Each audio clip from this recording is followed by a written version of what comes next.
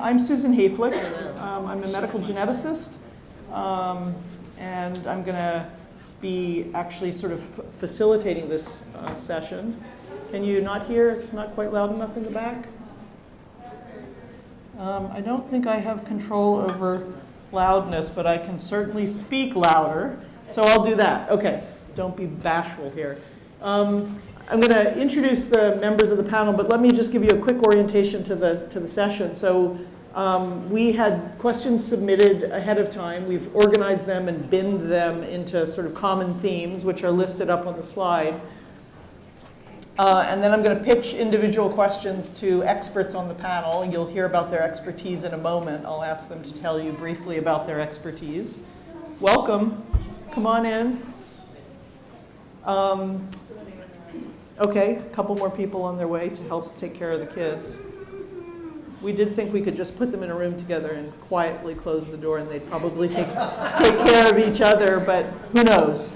And then before we actually start on the questions, I've asked Allison Gregory, who is a genetic counselor, many of you know, to speak to the group and to give you an orientation to the genetics of BPAN, because BPAN is tricky, and part of understanding the genetics will lay the foundation for a lot of the discussion that follows afterwards.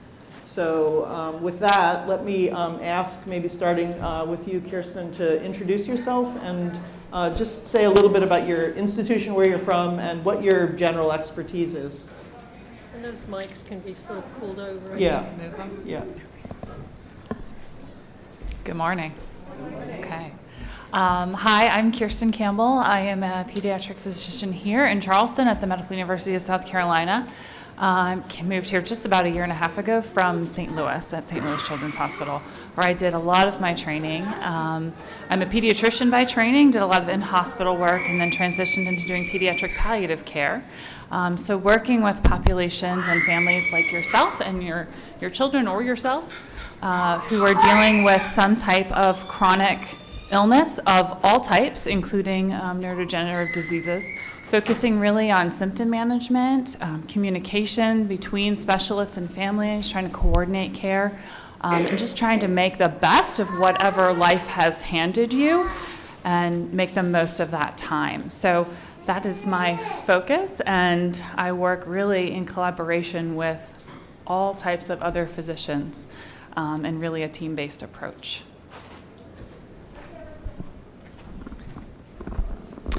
Hello, everybody. My name is Sucheta. Oh, I think you turned it off. Maybe grab another one.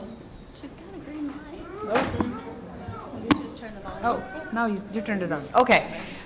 We'll try this one more time. My name is Sucheta Joshi. I am a pediatric neurologist and epilepsy specialist at the University of Michigan at Mott Children's Hospital in Ann Arbor. I take care of a lot of children with neurological disorders. My primary focus is managing seizures and taking care of kids with complex epilepsy.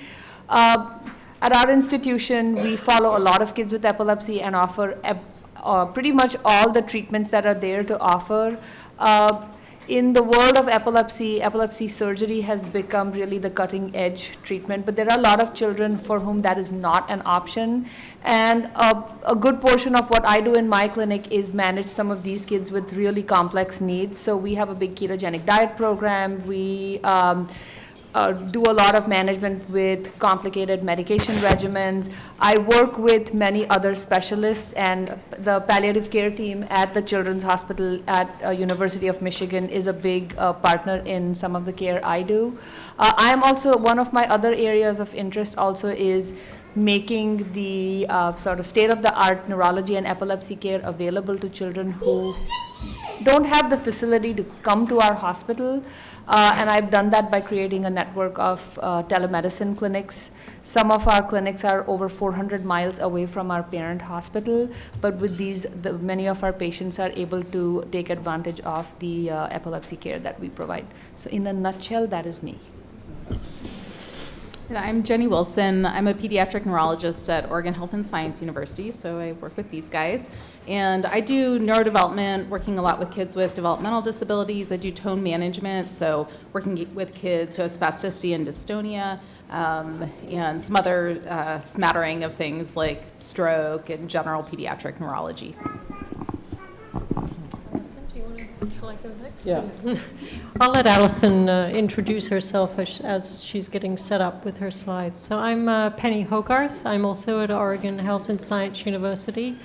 I am an adult neurologist, have been working in the field of NBIA since I came to OHSU in 2000 when I joined forces with Susan Hayflick and really became very, very interested in this group of disorders. And as some of you know, we kind of helped to find the gene for BPAN now, I think, in 2012. And so I'm an adult neurologist, but over the years I've become more of a pediatric neurologist, a little bit more of a pediatric neurologist, because so many of our patients are children. But I rely very heavily on my pediatric colleagues. And Susan and I like to say that between the two of us, and now with Jenny and Allison and our entire team, we sort of make up one brain to help think about this group of disorders. I'm a movement disorders neurologist by training, so I trained as a general adult neurologist and then did a fellowship in movement disorders, and so I have a long history in taking care of people with Parkinson's disease and other rare neurodegenerative diseases that cause movement problems. And so that is the specific expertise, clinical expertise that I bring to this. So before Allison steps in, I'm going to just give you an orientation to her in our group. So Allison's been with us for 17, oh my God, 17, I don't know where those 2 years went. For 17 years. So one of the things that we're really proud of is that we have a very cohesive, very loyal group. People tend to join our group and stick around for the rest of their lives. And so we're hoping that we all grow old together. Many of you know her because you've had direct contact with her. She's been a resource to you and to the community worldwide for those years. So as important as everybody is in our group, Allison's sort of the front door and the front line and kind of a direct contact for many of you. So take it away. Can you hear me okay? Okay. It feels like it's 5:30 in the morning to me. That's my first comment. A little shaky here, a little tired. So the other thing I wanted to point out is our team has really grown lately. We have a couple of study coordinators now who are working intensively on BPAN Ready, Allison and Katrina, who are helping me on the front line now, and Puneet, who used to do more of our, web design and sort of behind-the-scenes stuff, is getting pulled more to the front line as well. So it's nice to have more people there and more faces that you'll all be able to put a name with a face or a voice with a face over the next few days. So as Susan said, what I really want to do is just for about 15 minutes, so this is the only sort of lecture format for the morning, and then we'll be a little more interactive. But just to get you set, so we're all starting on the same page in terms of having a pretty good understanding of what Susan referred to as the tricky parts, talking about X and activation, mosaicism, what it means for children to be X-linked, just so we're all starting at a point where we can really get a deeper understanding of why there's so much variability in BPAN, why some people are maybe more severely affected, some might be very mildly affected, how seemingly healthy parents can have 2 kids with BPAN. These are some of the questions that came in, and to address those, we really just need to lay a little bit of foundation. So the super basics, you've probably all seen this at some point when your child was diagnosed, when you saw a genetic counselor, but just to start with the important stuff at the beginning, sort of the way I think of this is thinking about like a country, a state, a city, a street address, kind of drilling down through how our genetics work. That if we start with cells as the building blocks in our bodies, and we have different kinds of cells, right, making up our muscles or our brain cells, skin cells, cells in our blood. every set has its own little instruction manual, which are the chromosomes. These have all the individual instructions for the proteins that that cell needs to build, and even instructions for how much of something to build and when to build it, and pretty complicated stuff. So those packages of instructions or genes are chromosomes. Chromosomes are just big, long strands of DNA, but they're coiled up and packaged tight, and they have hundreds of genes up and down on that individual strand of DNA. So you can imagine genes just sort of lined up, sometimes with little space or instructions in between them that tell them how to work. I'm going to spend a minute on chromosomes because most of you probably know that BPAN is what we call X-linked, or it's on the X chromosome, and that's actually pretty important when we start thinking about how it's inherited and factors that affect whether somebody might be more severely or less severely affected by BPAN. So they don't hang out all nice and tidy like this in our cells. They're a big mess. We do this on the computer screen after they're captured. We move them around. They all come in pairs. You can see that. That's because in each pair you get one from your mom and one from your dad. So equal contribution there. Number 1's always the longest. 22 is the shortest. And then this last pair is what differentiates males from females. Females have 2 X's. Males have an X and a Y. You can see the Y tends to be smaller, which kind of explains why women are X. The second copy is sort of a backup. You know, there are things on the Y that will make a male, but not a lot of other important stuff. So our second X there is sort of what I would consider a backup copy. And WDR45, which causes BPAN, is located on that X chromosome. So we're going to talk about different factors that contribute to the spectrum that we see in this room, in the child care room, that maybe some of you have noticed or that you ask questions about. So a couple different topics we're going to run through. The first one is mosaicism. How many of you have heard of mosaicism or had it on your report or thought about it for BPAN? Yeah, so a few hands out there. So when a sperm and an egg come together in the very beginning at conception, you have a zygote that starts to divide by this process where cells multiply. And sometimes a genetic change can happen in just one of those cells, and it could be when you have 4 cells or 8 cells or 16 cells, but it happens after conception. So it wasn't there, it wasn't inherited, it didn't come from the mom or the dad, but it can still be genetic even if it's not inherited. So a change can happen in this cell, and then that cell keeps dividing also. So you get a population of 2 different kinds of cells. And you can get this spread through the body in different ratios in different places. It depends on how early it happened and sort of where it happened in an embryo, and then those cells go on and keep dividing. And you can imagine, even if we might see evidence of this in a blood test or even a skin test, we can't test all these different tissues from brain or, well, you wouldn't want to test it from brain or, certain other organs. It's just not reasonable to try to guess if somebody's mosaic, what the percentage might be or where that's located, because it's probably everywhere in different portions or different ratios. So just like a mosaic of tiles or things you've seen in artwork, we think of a person as having those 2 different kinds of cell populations. But now you can imagine if the darker colored cell has a change in WDR45, well, now you've got some cells that are, using a working copy of WDR5 that's just fine, that's typical, but these other cells, it may have taken a hit. Maybe that gene got turned off. It's not working correctly anymore. It can't build its protein. And if that happened more in your brain cells, then maybe that could affect you more severely than if it happened somewhere else in the body. And this can happen in males or females.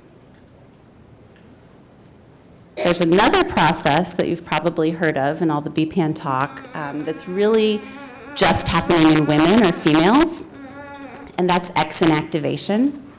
So I mentioned before, women have 2 X's. The second X, or one of them you can think of as kind of a backup copy. Really early in development, this is an early embryo where this cell mass will go to make the embryo and the rest will go to make the placenta. So pretty early in development. If you can imagine a female starting with 2 X's, one pink and one blue, there's a process called X inactivation, where one actually kind of gets turned off. It's sort of dormant. It's still there, but it's got signal put on it where it's kind of shut down and not being used anymore. And that can happen, well, it does happen randomly. So it's like flipping a coin, which X gets turned off. So once it's turned off, it passes that signal on to all the cells made from it after that. So you can imagine, if you have two pinks turned on here, a blue turned on here, they're going to pass that signal on, and every female is going to end up with this pattern of X inactivation. So all of us in the room, any given cell, most types of cells, one of our X's is active, it's doing its thing, it's being used, but the other one's just kind of sitting there hanging out, with a signal on it that it's not getting used, it's just dormant. So all of us women are essentially mosaic for our X chromosome, in addition to the other slide I showed you, which goes for all our cells and all the different genes being used. So this is kind of cool. It just shows an example in cats who also happen to have two X chromosomes in the females, but it gives you a visual to try to imagine what this would look like in real life. So there's a coat color gene on the X chromosome for tortoiseshell cats. And so this would be an example where the cat had one copy orange, one copy black. X inactivation happens, one of them gets turned on or off in each cell. And what you end up with is basically a mosaic pattern like what I'm describing. Some cells have the orange one turned on, some cells have the black one turned on. But that's, at least it's a good visual for me. It sticks in my head as, oh, this happens in real life, and that's actually what it looks like. So the reason that I'm spending time talking about this is another factor that can contribute to a lot of the variability we see in BPAN in the females, because this is only a process that happens in females, is what we call skewed X inactivation. So it's supposed to be like flipping a coin. It should be random. That's what we expect. But you could flip a coin 8 times and get 8 heads. It would be unusual, but each one's an independent event. It could happen. Similarly, this shows sort of equal 50-50 X inactivation. Lionization is just another word for that. And we expect overall, chances are most of us are kind of 50-50. Some people might be 10-90. Some people might be 90-10, which is why they're showing, more of the white or the black color here. So just this process being skewed can explain a lot of the variation that we see in females with BPAN. And again, hard to measure. We do have assays in the lab where we can look at X inactivation in a certain sample of cells, but trying to predict how that equates to the whole body or trying to extrapolate, well, if we see it in the blood, what does it mean in the brain? That, again, gets really tricky and probably not very accurate. Then the last thing I was going to mention, and this is sort of my bread and butter, but I put it third on the list because when you think about variability in BPAN, to me it's X inactivation, mosaicism, and then the other important factor is what's actually happened to the gene. And you've all probably seen testing reports or gotten information about your individual child's genetic change. When you think of a gene that's a really long instruction, there are only 4 letters in the genetic code, A, T, G, and C, so that's our alphabet. But you can have a change anywhere along hundreds of strings of these letters, and it'll do different things to the protein that gene encodes or that it's supposed to be building. So this is just an example of what a healthy gene would look like. It makes a functional protein, which is a string of amino acids. But there are certain types of changes that can happen, some more severe than others, where one is like a big stop sign. It's just, you're done, the gene's knocked out, it doesn't build anything, versus maybe a more mild change. And I think this is awful. This is a slide, I pulled some of it from a meeting probably about 10 years ago from the same meeting, but it doesn't change. So I went back and found it. There are different types of gene changes. So our genetic code is read in 3-letter words, essentially. They're called codons. So that's my example here. The big red dog ran out. Some changes, and you'll see this on your reports, are called missense, where it's just one letter that's changed. So we might go from red to rad.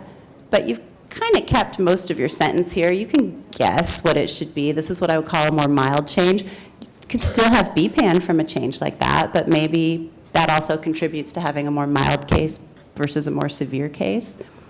Versus a nonsense change where it just gets cut off, the big red, the big red what. It's hard to figure out what comes after that.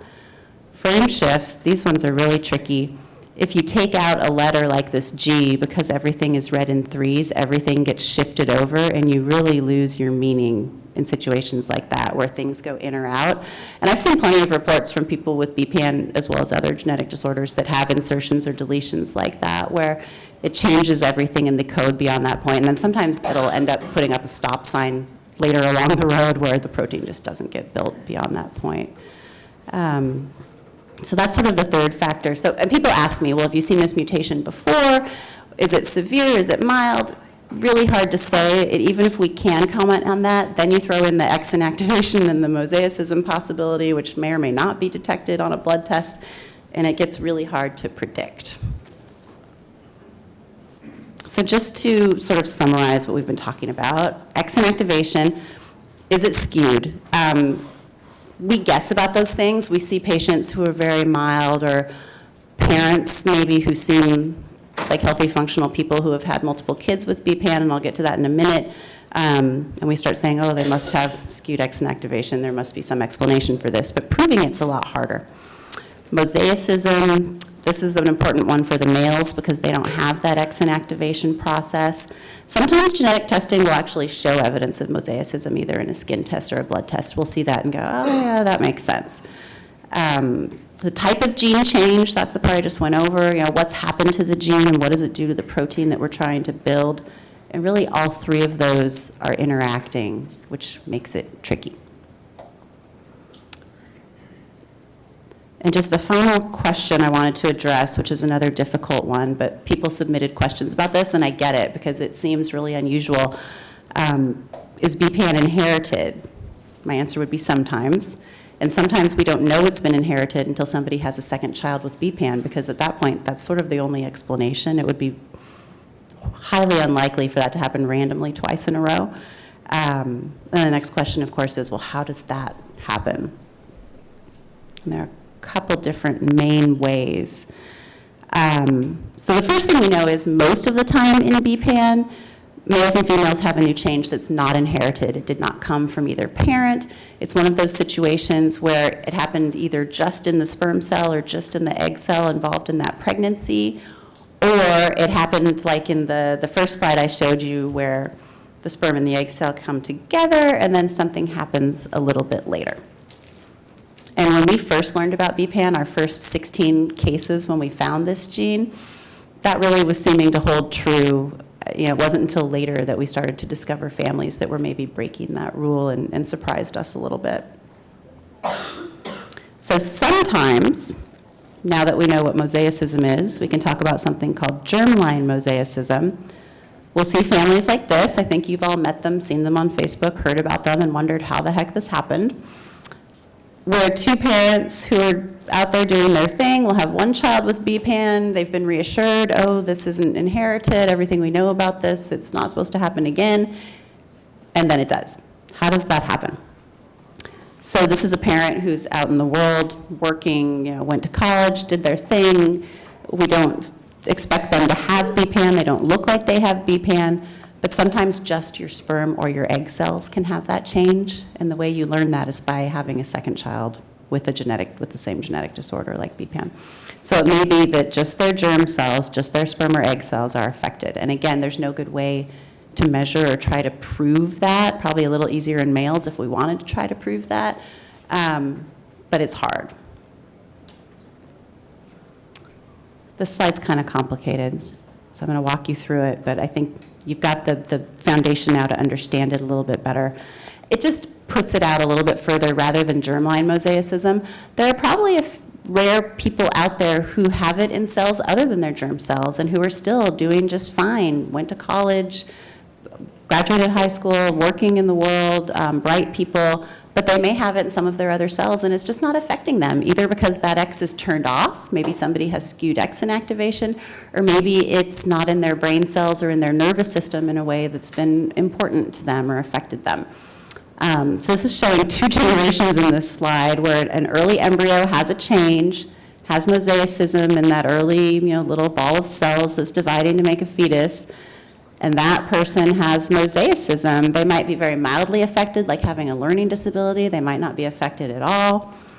But when they go to have children, because they have that in their egg or sperm cells, they could have a child who has BPAN in all their cells, because that sperm or egg that went to make the pregnancy, that's one copy, and then you're starting from there. So that's what the color's trying to show, that this person is mosaic. The orange cells are the ones with a change in the BPAN gene, WDR45, but if they happen to pass that one on, now you end up with a child who's affected with BPAN. And we know that that's happened in some families as well.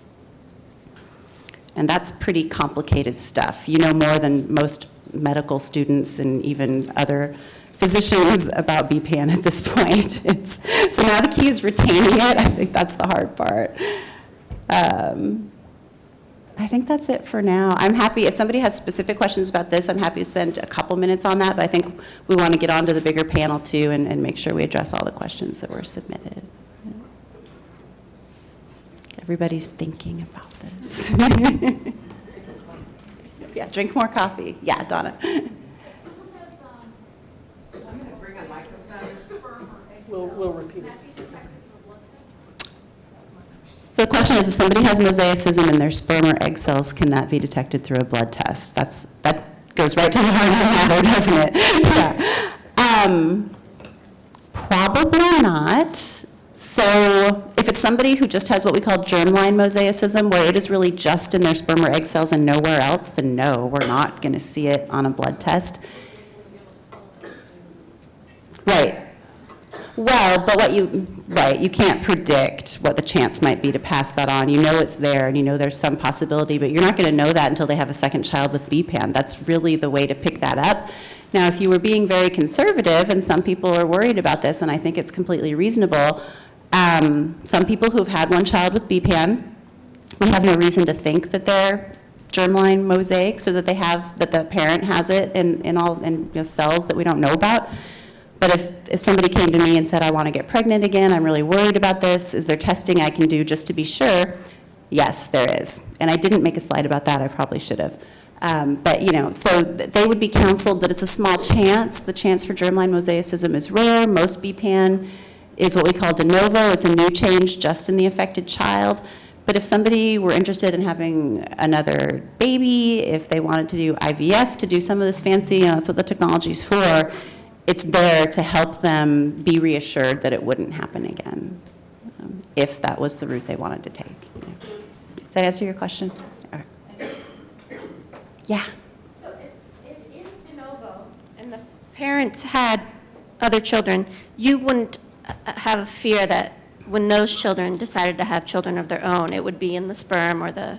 No, I think we're a lot more reassuring about that, just because if a parent did have sperm or egg cells that had that gene change, that mutation, when they pass it on, then it's this scenario where we expect to see really a child who's affected.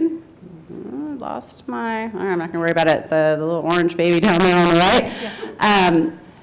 Now, because I'm a genetic counselor, I'm going to never say 100%, because could you have a child who had really skewed exon activation and you didn't know about it? I mean, maybe.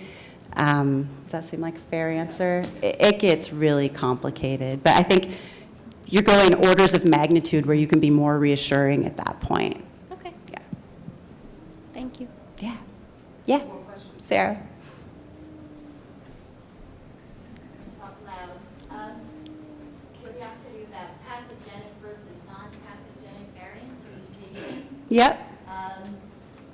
In cases I've heard of where a person gets diagnosed and they've been told that it is non-pathogenic. Can you speak to that?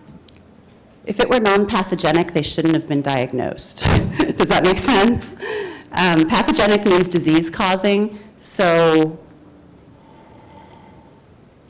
going back to these, so there are highly trained PhDs and MDs who understand and use algorithms and computer programs whenever they see a genetic change. So when you send in your child's blood, it goes to the lab, they look at this gene, they sequence it. when these changes come out, there's a whole team interpreting them, and there are actually rules around that they all use, so it's uniform across the country and across other countries. And they'll classify it in different ways, and Susan can speak to this more than me because she actually reviews these reports, so I'll let her chime in a sec. But some things are pathogenic, which means they truly think it's disease-causing. It's met sort of a level of certainty where we've seen it in other patients before. It's documented in the literature. It makes one of those stop signs where we can predict it's going to do something pretty significant to the protein, where that kind of genetic report is pretty clear-cut. It doesn't waffle, and some genetic reports do waffle and kind of say, some are likely pathogenic, meaning we've got sort of a level down. We've got good evidence, and this is where my understanding of the rules, you're going to do better than me. So maybe I'll let you take over here. Yeah, so I just would say that there's a large bucket of changes in your gene, in the DNA spelling, that are, they need to be considered with sort of complicated information. So there's a large bucket of gray zone in disease gene interpretation. And so there's not a simple answer to your question. You need to go to somebody who trained for years and years and years to figure it out. And even then, we can't always say, in fact, often we can't say with confidence what makes something disease-causing and what makes something, whether this is disease-causing or whether it's not. Many people have a misspelling in a gene that's tolerated and that they're doing just fine. Many people have a misspelling that might be a cause of disease, but we don't in 2019, we don't know. We might know more in 2 years. I will tell you that we learn more and we go back and we reanalyze over and over and over every few years. But it's a big gray zone and it's a really complicated field. So Really would you complicated say field. that then it's an emerging kind of science All or area of sciences, expertise? yeah, all sciences. So a report, a genetics report, if it would say likely pathogenic or possibly pathogenic, I'm not sure about the wording, that would be something that we would defer to our research community or a skilled geneticist or genetics counselor? Well, it wouldn't have gotten the diagnosis or the interpretation of likely pathogenic versus likely non-pathogenic. A geneticist already made that determination. So you're looking for black and white, and even in a decade, I would say there will still be a lot of gray. What you need to be able to do is you need to be able to take the mutation, put it into an animal or a cell or some kind of a system, figure out whether it causes a functional problem, a biologic problem in that system, correct the misspelling and see if that corrects the problem. And then is that problem associated with disease? It's very complicated. We don't do that. We aren't set up to do that for most individuals. No, I understand. I was just... Yeah. I think a couple of other things that are helpful to think about with that. One is sometimes the genetic reports that you get will say clinical correlation is recommended. What that means is they've classified it, and maybe they say it's likely pathogenic or they're not sure, and they're saying, okay, now you, doctor who ordered this test, use all your expertise because you've seen this child in your office. Did they look like they had BPAN? Did their MRI look like they had BPAN? What's their development like? And you have to have the full picture. The genetic report alone isn't probably going to get you there. You have to look at the full picture. And then the other thing Susan pointed out is you may have a child with what they call a variant or a VUS, variant of unknown significance. And sometimes it just takes time. And this happens in cancer genetics all the time also. I hear my coworkers calling these out where maybe it's the first case of this new variant and we're just not sure yet. But in 5 years, we may have seen a couple other kids with that variant, and then it'll get reclassified. So that's on us to keep going back and reanalyzing, like Susan mentioned. One more question in the back there. So this session is actually being recorded, which is why we are asking either you to speak into the microphone or we will repeat your question so that it gets the questions get incorporated into the video.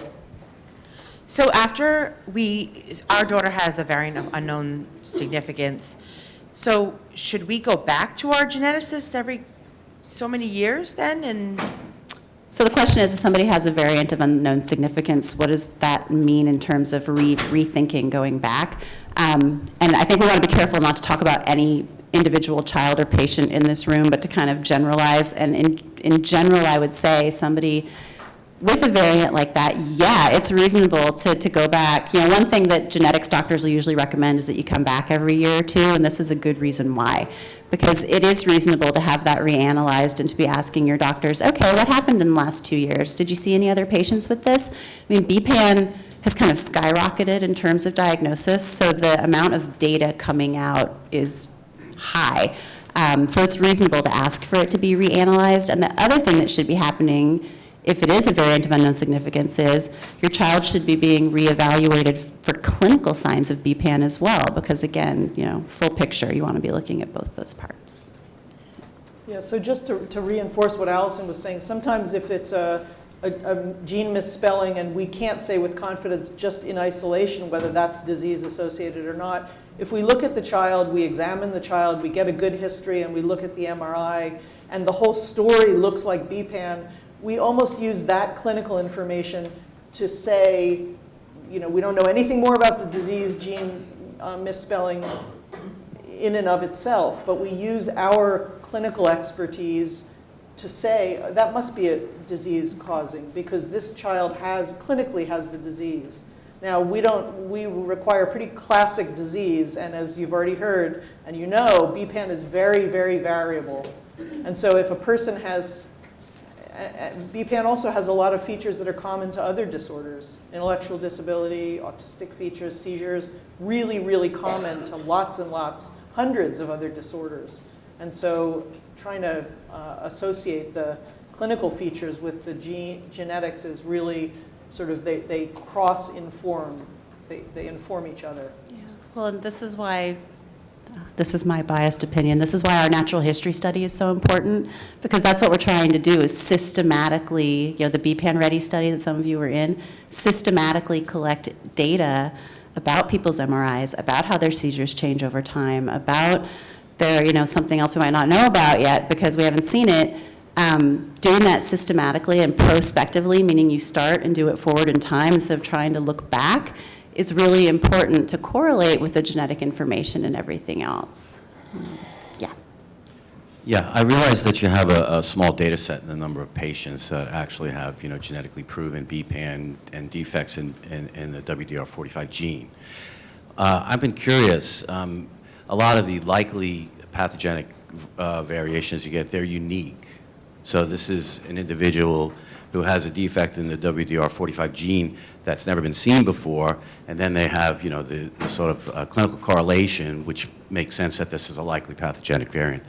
But I'm wondering, do you see groups of BPAN patients, and again, you have a small data set, that have the same point mutation, the same frame shift mutation, or is it really scattershot? I mean, I don't know, do you have a sort of, well, 15% of the patients have this one particular defect or anything? Right. Do you have information on that? I mean, we do, it's in my database, it's not all in my head, or it might be all in Susan's head, I don't know. And she'll have an opinion on this as well. But what I see is, I'll see the same mutation 2 or 3 times. It's not 10 or 15%, you know, that's the number you just threw out of a hat, right? It's not that high that I can think of, but we have seen the same one more than once. And then sometimes parents want to make the leap, oh, what happened to that one? That one's older than mine. Is it going to be the same course? Well, no, because we've still got this X activation thing going on and skewing and mosaicism. And so I haven't seen it be uniform where you can use it to predict necessarily something like that. But we also do see them scattered all over. It's actually kind of incredible. Yeah. The amount of variation, and the thing I didn't even put on my slide is we also see what are called splice mutations in BPAN, not infrequently, which is giving you an instruction for how to kind of take the pieces of the protein and hook it together. So it's a pretty even spread, I would say. Yeah, I would say so. So again, because BPAN is mostly not inherited, they're new mutations. There's not known to be a hotspot for mutations within the gene, meaning a place where gene misspellings recur over and over and over. They're actually kind of spread throughout, but as Allison said, we have seen some repeatedly, but we are unwilling, not just reluctant, unwilling to use that information. I almost think that the primary level information, that is the spelling of the gene, is only minimally informative. It's as much as anything the stage of mutation, that is the level of mosaicism and the degree of exon activation. Those are very, very important factors. And if your child is a male, there is no exon activation, or you can think of it as 100% active X, right? So there's nothing to compensate for that, which is why many of the males, not all, but many of the males are quite severely affected. Some of the males are classic BPAN, but some of them are quite severely affected. Yeah. Well, and the other thing I didn't mention that maybe is implied or that you've heard before is when you look around the room, there are a lot more females with BPAN than males.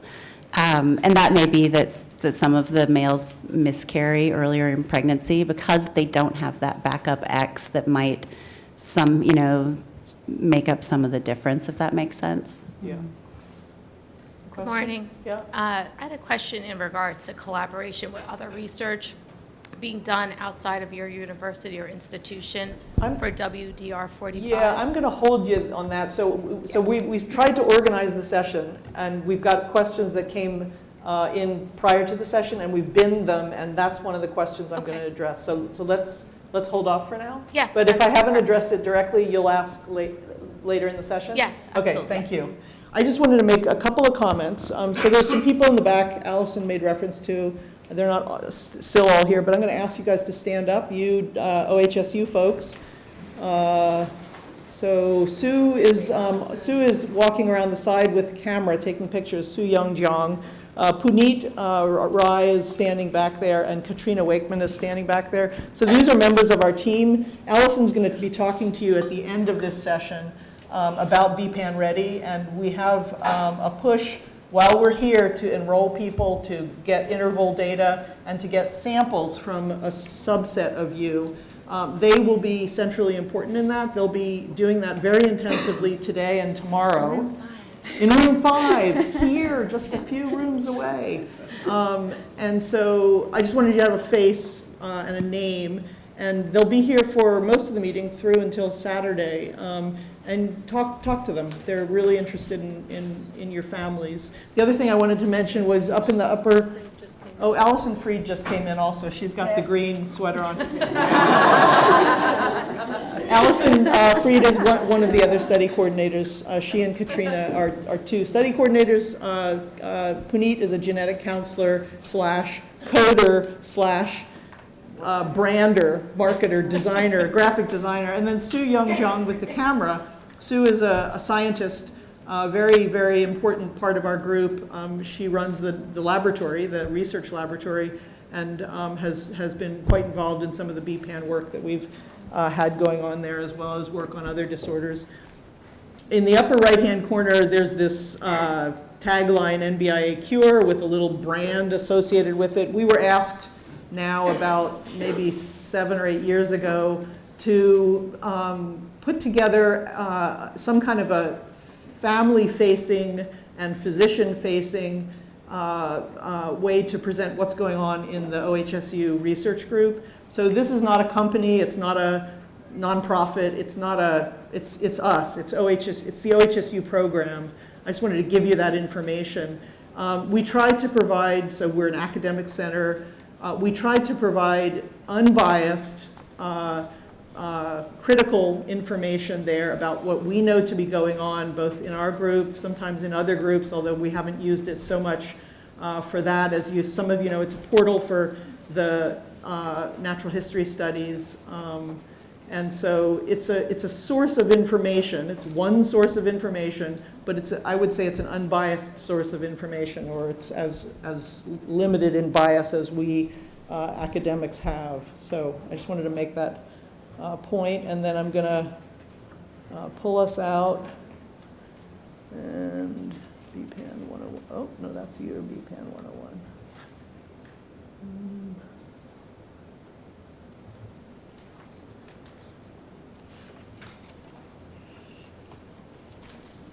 So these are just the overview of the questions that you submitted.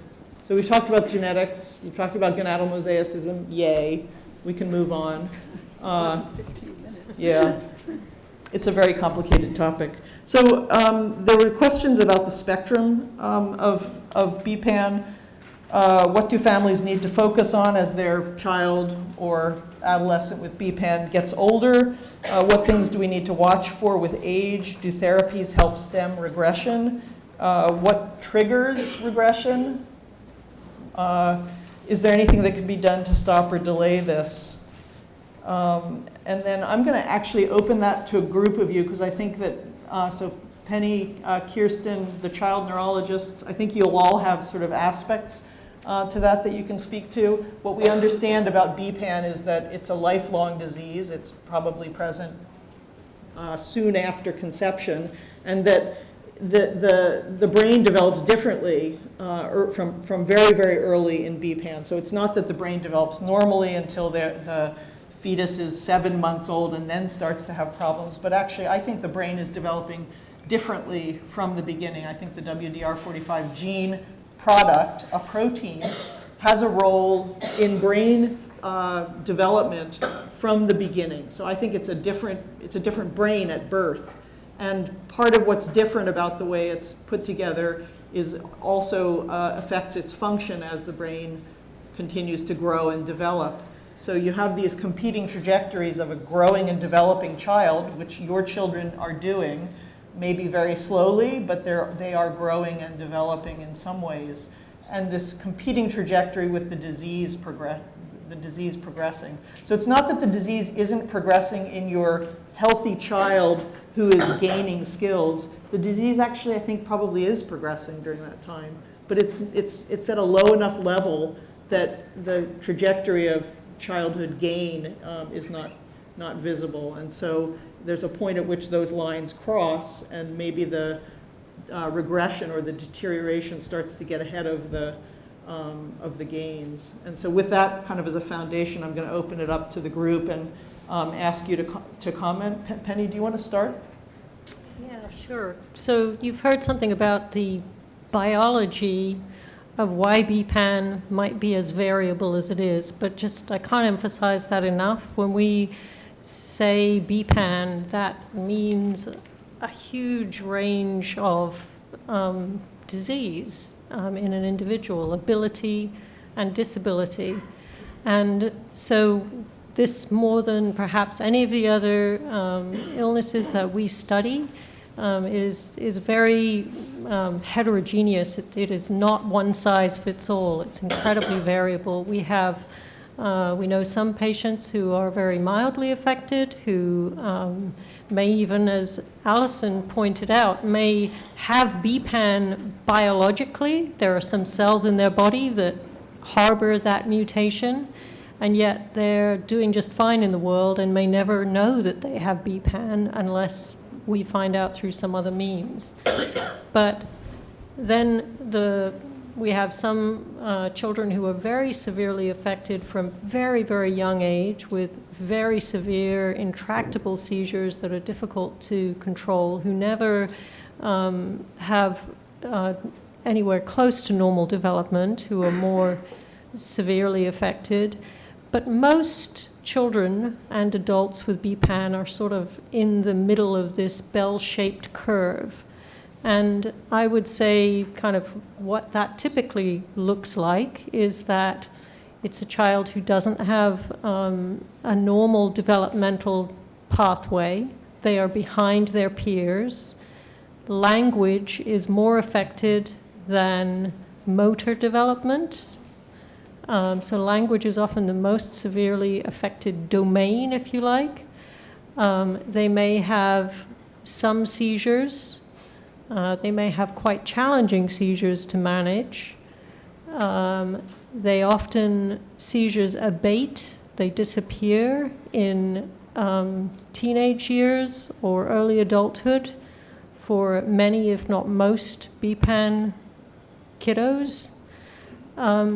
And then our understanding is that most people in that middle range of BPAN are destined to have a period of decline and regression in early adulthood, middle adulthood.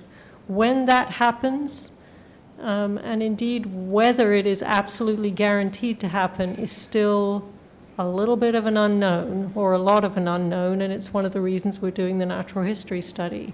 That's a hard thing to hear, I know. So what does the regression look like? It looks a bit like Parkinson's disease and some cognitive decline. So usually the person has plateaued, they're kind of functioning at the level that they've determined for themselves, and then they start to slow down. They might lose interest in things that they previously were interested in, and they physically start to slow down with something that looks a bit like Parkinson's types of symptoms. And in fact, they respond quite well initially to Parkinson's medications to help with that. Now, you got to understand that when we first figured out that there was this thing called BPAN, the way we figured it out was from adults, because they came to us at OHSU because they had abnormal MRIs, they had something with brain iron. And so our view of what BPAN was very biased by adults who had gone through this period of deterioration. As soon as we found the gene, using those people who had come to us, who had contributed samples, who had joined the research program without a diagnosis, at least one of whom is in this room, our very first patient, in fact, we came with this bias that BPAN, what's now called BPAN, all of the people with BPAN would have a period of deterioration. I think that is still true for most people with BPAN, but there are some people where we really don't know. We really don't know if that's going to be true 100% of the time. So the spectrum is wide. When regression happens is something that I really get it, that as parents of younger children, you are very, very focused on that. When is my child going? Because you get this diagnosis, you've made your peace perhaps with having a child who is different than other children, and then you get this diagnosis and it's like this double whammy. I really, really do get that. It is a very poignant part of the disease. But what I want to say to you is that we don't yet know what determines regression, when it happens, and what it will look like for your child. Because everything that we assumed about BPAN in the first little bit, where we had 13 people with BPAN, we've had to switch our head around about that as we've learned more. And as you contribute to research, as we learn more about the range of disease, we will learn more about what determines whether regression happens, when it happens, and what it looks like. So I know you all want answers for when is my child going to have this period of regression and what is it going to look like. I have to tell you that we don't know. And in some ways, that's good news because I want you to hang on to the hope that regression may be very late. We saw somebody not so long ago who's just starting to have a little bit of Parkinsonism in his early 40s. Now, the general population can show up with Parkinson's in their 40s as well. We did originally think that this was going to be for teenage years for most people. I can't say that now, so stay tuned. So we've seen a regression as early as beginning in adolescent years, but we've also, as Penny's pointing out, we've seen people who had sort of no signs to their family or to their care providers of regression until they were in their 30s and 40s. My own view is that for classic BPAN, which is the sort of common phenotype of BPAN, which still has some variability within it, that those kids, as far as we know, will regress, and that it's probably 20s, 30s, 40s, somewhere in that range. And again, that's when we say regress, that's what we're seeing manifest in the person and how they're getting on with behavioral changes and motor changes, slowing down, more difficulty on stairs, or more difficulty with stepping and walking. But the brain of that person has been changing in a disease trajectory for probably decades. So that maybe that's a new idea, that the kids, even the kids who are growing and learning and gaining skills, that there is a competing process going on in their brain caused by the mutant WDR45 that is also eventually catches up and leads to the manifestation of Parkinson's disease. It leads to a manifestation of dementia in many of these individuals later on as well. Anything we can do to stop or delay the regression? I think in just a moment. I think the answer is no, but does anybody else want to jump in on anything we've said? So I do want to just make one point, that many of you who have young children, you've got to realize that you have the advantage, or even not so young children, of having come to this disease come to a diagnosis as early as you have. And the research into this disease is growing very rapidly. And so things may be different. I mean, biology, science is exploding. The potential for research to change this disease is very real, I think. And not least because it has some parallels with Parkinson's disease and with Alzheimer's disease. Pathologically, if you look at what's going on in the brain, there are things in the biology of BPAN that are of huge interest to the scientific community.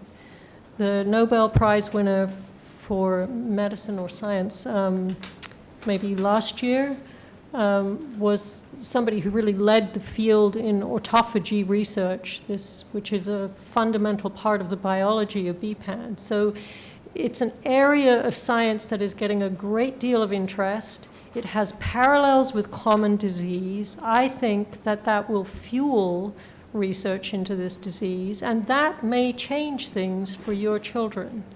And so, there's plenty of bad news in this session. It's not lost on me that we're telling you things that are not easy to hear, but I do want you to take away a feeling of hope. And that's because we are very young in this field. We're very early in our understanding, and things are just exploding, okay?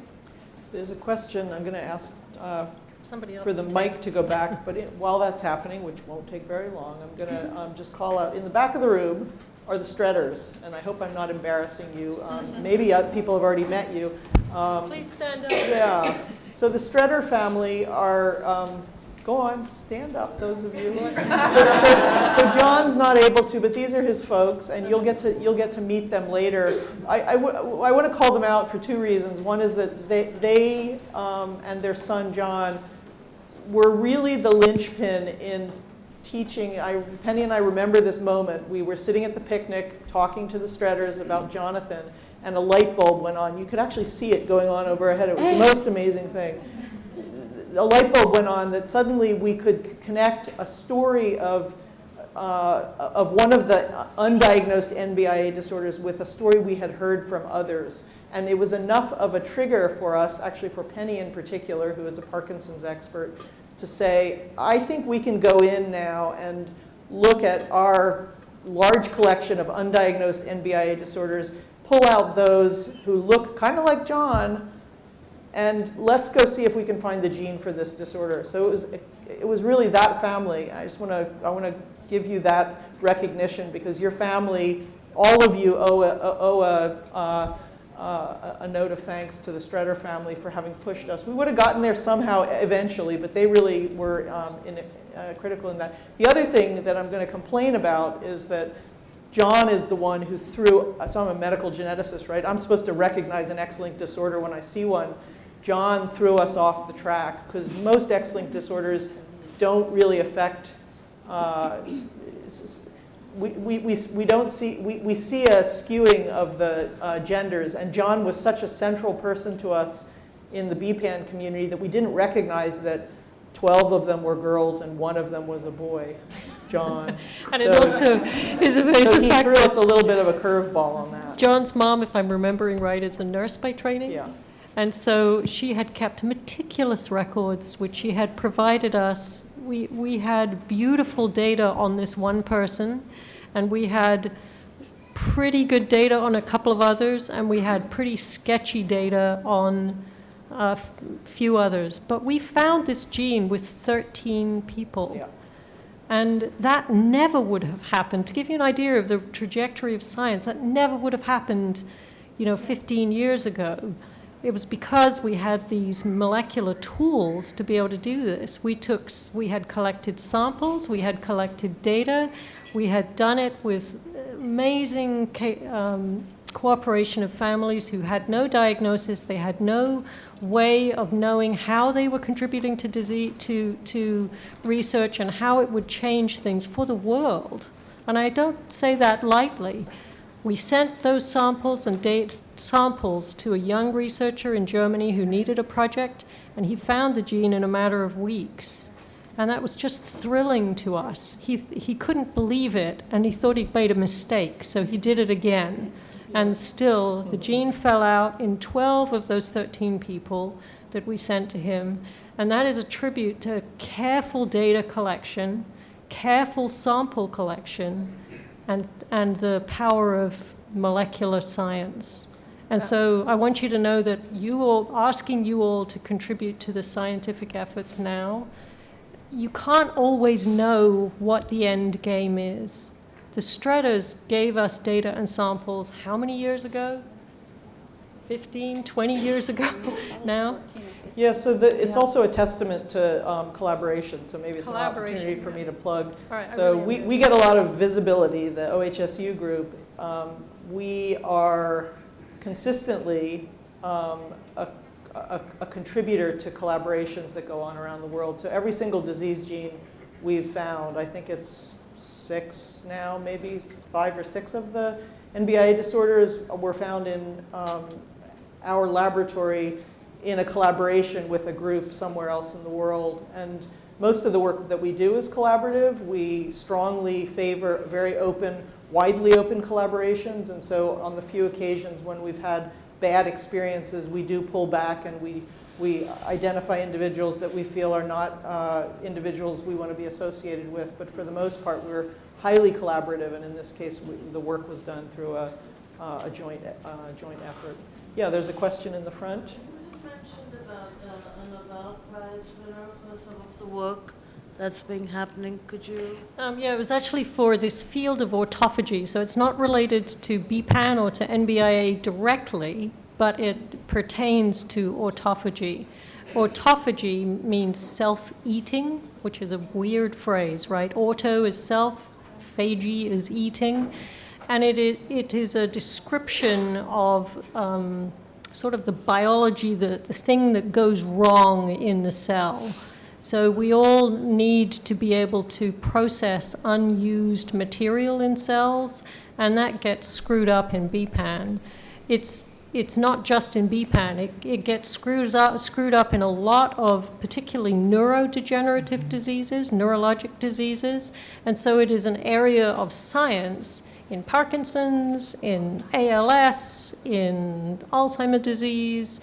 As a broad area of science, it is something that is being actively studied, and the Nobel Prize winner was for that field of science. My point was that there's a lot of scientists who are interested in autophagy, and they just don't know how good BPAN is for looking at autophagy yet. We need to get them interested in it. So the product of the BPAN gene is a very fancy protein that serves a critical role in autophagy.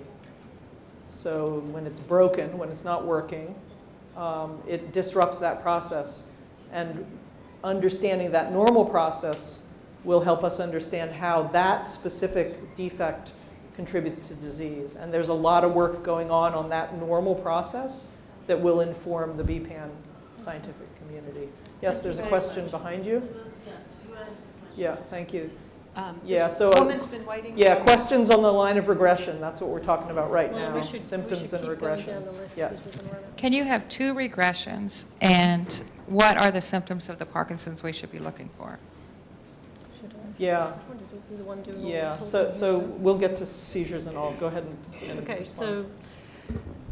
so I wouldn't, I mean, this is a hard thing to do, but I wouldn't like spend a lot of time trying to look for symptoms of Parkinson's in a child.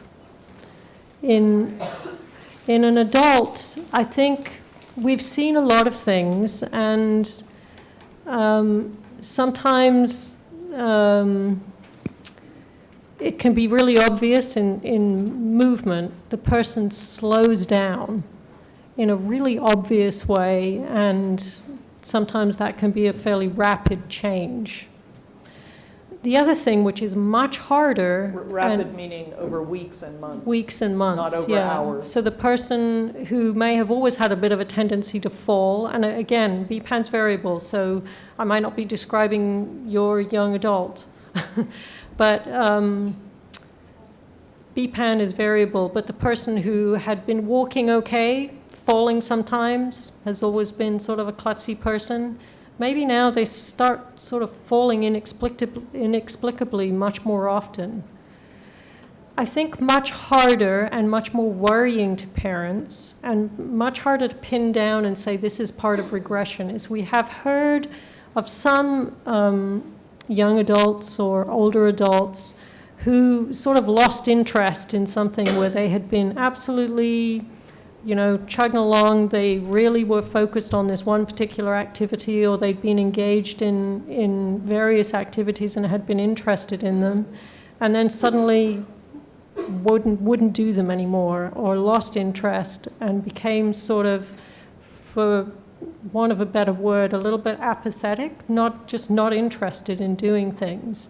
Now, that can happen to any developmentally, intellectually disabled person at any point. And so calling that regression, or being freaked out that that's the beginning of regression, I think is a dangerous exercise. It's hard to stop yourself from worrying about things. We've heard about changes in sleep. Geez, we've heard about changes in sleep all the way through BPAN. So does that signal a symptom of regression? In a subset of people, we've heard these things, and then as time has gone on, over the next year, say, they have started to regress. And so we have wondered, are those things, a loss of interest, a big change in sleep pattern, eating, changes in appetite, usually a decline in appetite, weight loss, are those things really signs of regression? Well, that's kind of how our natural history study is going to inform us, I think. Sometimes they are, but not always. The most specific thing, I think, is motor symptoms. So I think you can be more sure that you are seeing symptoms of regression if the person is suddenly, over a period of weeks and months, slowing down, falling, losing their balance in a way that they haven't done, stooped, just not able to get out of a chair or a car the way they used to, those kinds of things. It is not, because I've talked about the parallels with Parkinson's disease. Most people associate Parkinson's with a tremor, a shake. Most people with BPAN don't have too much in the way of shaking, and so I think if you're looking for that as a sign of Parkinson's-like symptoms, you may not see it. It doesn't mean that it's not there. We've also seen, in one adolescent, we've seen dystonia in a limb. That is a kind of an in-turning. And the way that manifested in this, she was about 17 at the time, was that she started to fall more frequently. And when a movement disorders specialist watched her walk, they could see that she had in-turning of one of her feet, something that wasn't visible to the family, and that was the cause of the new falling. So this is a change in her stability. I'm going to move on from this and jump into the seizures. Oh, sorry, go ahead. Yeah, really quickly. I kind of look for loss of function. And so if there's some motor function your child had that they're no longer doing, used to be able to do this task, they can't, or they now need more support, it might be just a clue that there could be a change essentially going on. Thank you.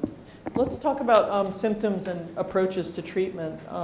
There's quite a few questions about seizures and also about this concept of extremely deep sleep, child's unwakeable, and also a question about breath holding and hypoxia. Sure. And so I'm going to just open that up. The particular question around seizures is this very commonly reported and observed phenomenon of some type of seizures, either absent seizures or more motor seizures upon awakening. And so this idea around sleep, seizures, breath holding, if I could ask you, those of you with expertise in this to contribute. So I can start. So as we've heard, children with BPAN can have seizures, and many of these children, their seizures are not quite as severe as seizures in some other conditions, and tend to be fairly amenable to treatment. So if you look at treating the symptom, namely treating seizures, I think it's important because seizures, particularly those with motor manifestations, can cause children to fall, not just dystonia, but a seizure with motor manifestations can predispose a child to injury. And oftentimes, just a single medication or a low dose of a medication can keep those seizures away, which can have a very large impact on quality of life for a child and for family, for a child to function in school, reducing the risk of injury. Another aspect when it comes to managing seizures is uncontrolled seizures. There's a small but definite risk of a seizure-related emergency, which we in the world of epilepsy and neurology call status epilepticus, which is difficult to stop seizures that happen back to back. And that can be a neurological emergency. And there's some concern that if you have seizures that are untreated, you are at higher risk for status epilepticus. So that's another reason to think about treating seizures in children with BPAN. I think another aspect that is important is, since some of these children, their seizures remit or go away as they get older, seeing your neurologist and or epileptologist to make sure that continuity is maintained. The question often comes up, if you're, in the sort of standard paradigm is to treat with a medication for a few years, and if there are no seizures, you try and take the medication away, which would be a very reasonable approach here also. If the seizures were to come back, again, that discussion about restarting a medication should happen, but revisiting the issue on a regular basis and follow-up is really important, because not all children with BPAN are going to need to be treated with an anti-seizure medication forever. Another question that's come up is that I often deal with, and I think is really important, is sort of not just treating the seizures, but treating the child as a whole. And there are aspects of just of general health that play into seizures and epilepsy in particular. And I can't emphasize enough the importance of bone health. These are children who have mobility issues. These are children who are at risk for falls for other reasons. And paying attention to bone health, even with something as simple as vitamin D supplementation, can be really important. Where I live, we don't see the sun for most of the year, and almost every child in my clinic has low vitamin D levels. This is really easy to supplement. It is a lot easier to have to just take a vitamin D supplement rather than to try and drink all the milk that you can, because the last time I looked, you would need to drink at least, if not more, a quart of milk a day to get your bare minimum amount of vitamin D, which is tricky.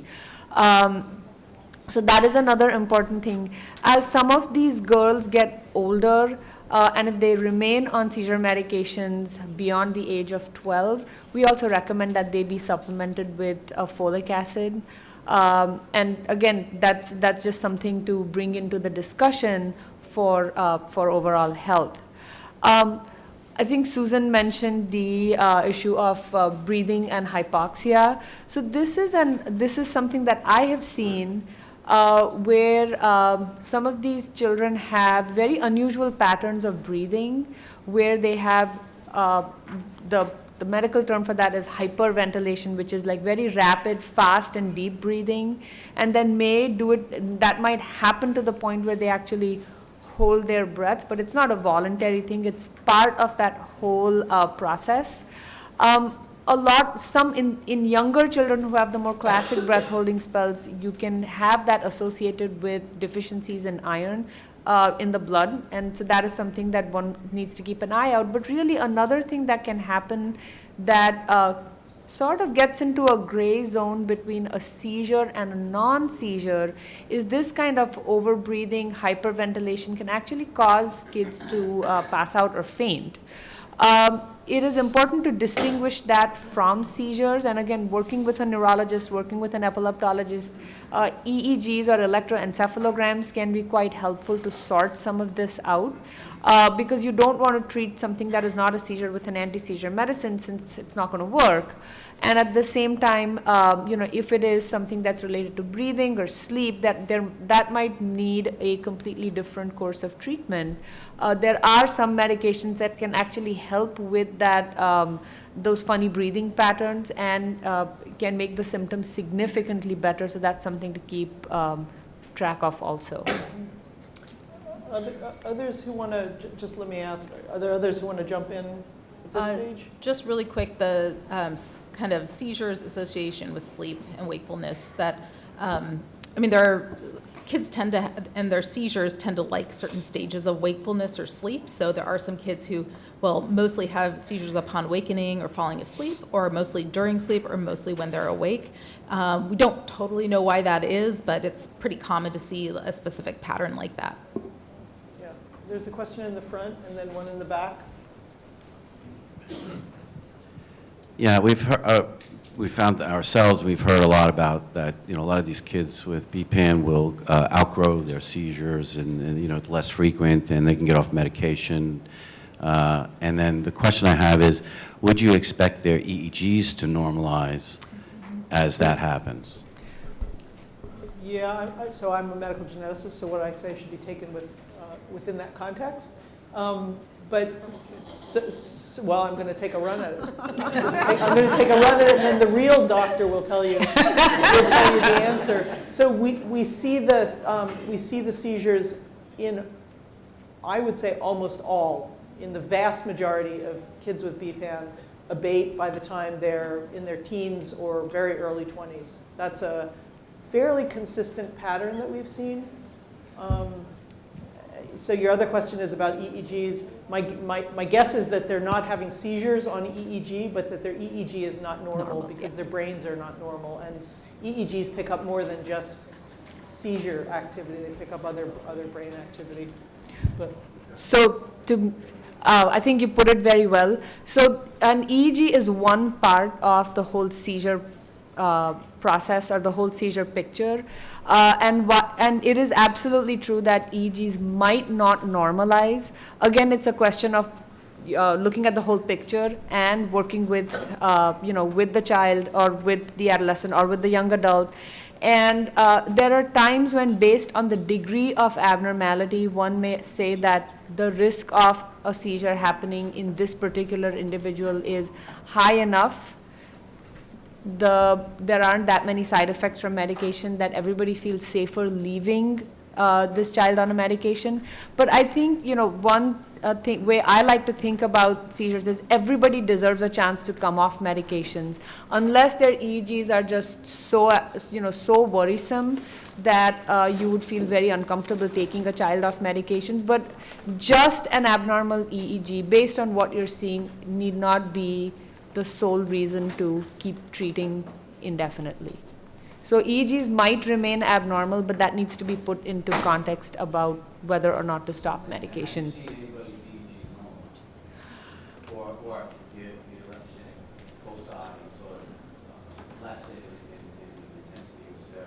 So So again, that is a slightly tricky question because an EEG often is a snapshot in time for 30 minutes or an hour, and you're talking about a continuum over many days.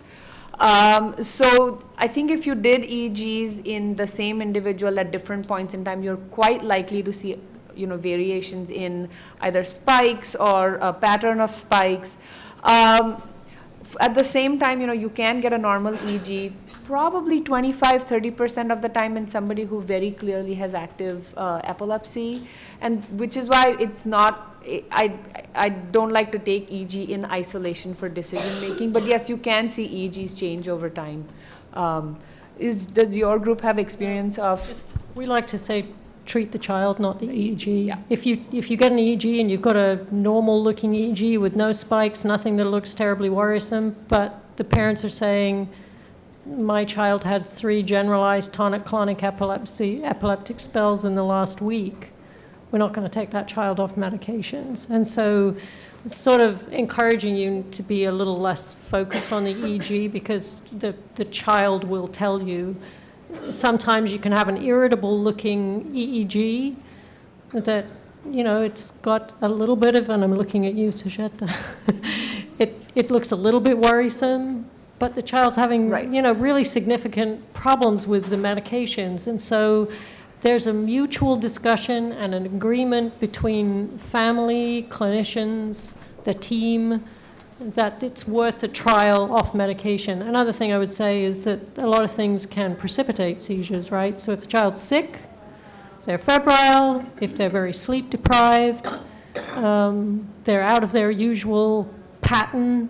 A child who's gone seizure-free without medications for 2 years can still have another seizure in that setting. And so treat the kid, not the EEG, I guess I would say.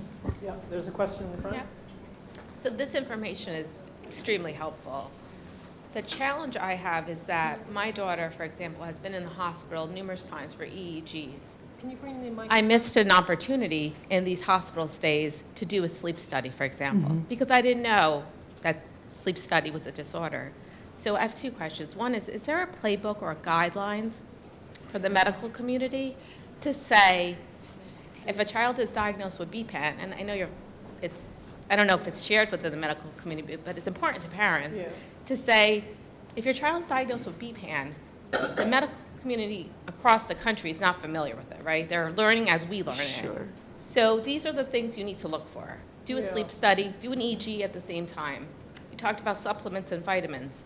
These are the blood work things that we need for our child. So let me take a run at that, and then others can chime in. So we have written a gene reviews, which is the sort of the quickest way to get out a expert-authored, peer-reviewed, that is a quality publication to the medical community, and families can access it, it's free, that talks about BPAN, how to diagnose it, once you diagnose it, what to quickly do to look at the individual, how to survey and manage that child going forward. But it's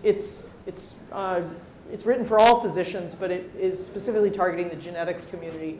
I will say, so medical geneticists are often not experts in BPAN, right? So we're all experts in whatever disorders we're experts in, but we're all comfortable managing and helping guide the management of kids with disorders we've never seen before. So we only have 1 kid with BPAN, but we're going to quickly become as expert as we can. We're sort of I think of us as sort of primary care physicians to kids with rare disorders. And so your geneticist can serve in that role and help to work with your primary care physician, your pediatrician or internist or family medicine doctor to ensure that your child is getting the best care. The other thing we're going to do, the common practice across my experience, I'm on the Northeast. I'm with NYU Langone, I'm with CHOP, all reputable institutions. They all refer us to your group. Yeah. And they don't have these guidelines to say, again, my daughter was in the hospital 3 times for 2-day stays. Yeah. In those stays, they could have done a sleep study and whatever else. So the other thing that we are intending to do, this will take time, is to write a best practice guideline, a consensus management guideline, like we've done for PCAN, There's a teed up effort on PLAN, INAD PLAN, and we know that this is a need in the BPAN community. I will tell you, having done the PCAN one, the first draft myself, it is a huge amount of work for us, and we need to prioritize. And so while we know it's a priority, we've begun to talk about it. It's not going to be out within 6 months. So it's going to take us time to get that done. In the interim, people contact us every day, physicians, families, saying, you know, what should we do in this case? And we are always ready to provide guidance. And so I would say that right now in 2019, the medical community is doing the best it can. We can do better, but we need to sort of get some tools out, which will take time. We need to get some tools out that will help the medical community manage things. Funding or financing, but that was an It's a mixture of things. If we put out a best practices kind of in the first 2 years of our understanding of BPAN, it would have been actually probably less than informative because we're still learning. We do need a certain weight of body of knowledge to know what to guide people. So for instance, we're going to get to this question about precocious puberty or premature adrenarche. That was something that, again, kind of came out of people submitting data, us seeing people clinically. We now can incorporate that within a best practices guideline. We're still learning about that. And so if we were to, you know, put something hard in writing in the first 2 years after the discovery of a gene, you have to make a commitment to update that. Gene reviews, while it's not perfect, it's not a static document. They get updated on a fairly regular basis as we have bandwidth to do that. So gene reviews will be updated at some interval, and I think the best practices will follow that. So I would say the best practices is, so it's not that we have sought funding and haven't been able to find it. But funding will be needed to pay for a portion of an expert's time in order to write it. So that will be something, we've done it as a contract through the family organization in the past, and that's probably how we'll do it. I want to keep us moving because we're really far into the hour and we're just touching the top of it. We will be here. We're here until the last plane leaves on Sunday, and so there'll be time to talk to us. So this is not the only time you hear about BPAN, okay? There was a question in the back, and I want to honor the fact that somebody is waiting very patiently back there and address your question. And then I have some broad questions to bring in some other members of the panel. Go ahead. Thank you. So my question quickly is related to the sleep seizures. They are not picked up on EEGs. For example, my daughter clearly had one. Nothing was picked up on the EEG, even though the person monitoring saw her twitching and everything. When I went in for the review, the doctor said, you know, I went over this, I didn't see anything. So my question is, how do you know what type of medication would address those seizures, and how are they affecting our children, you know, within the brains? And unfortunately, is it like a bucket list? You go off of, you know, let's try this medicine, or let's try this medicine if that doesn't work. Yeah. And what I've seen is those medications are now leading to newer seizures, at least in my case. Okay. So what do you suggest in terms of that? Yeah, I suggest we ask somebody who actually knows about seizures. I'll try. So I think there are like several questions in this really great scenario. So as Dr. Wilson just said, there is this kind of, I guess, relationship between sleep and seizures. We not infrequently can see seizures in sleep, in that transition between falling asleep and waking up, either at night or in the morning.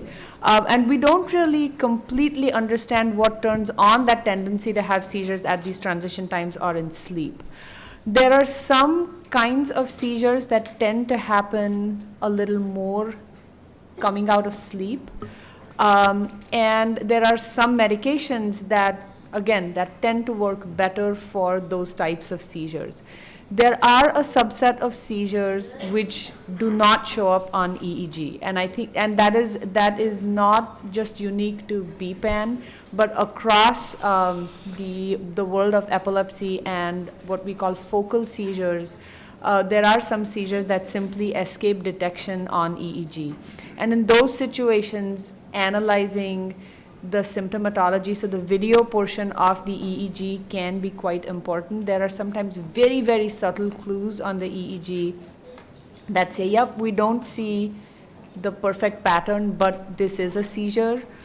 In terms of, picking a medication, there are medications that tend to work better for certain types of seizures. So again, that's where analyzing the clinical aspect of the seizure along with the EEG aspect is important. I think it's very important also to be cognizant of side effects of medications.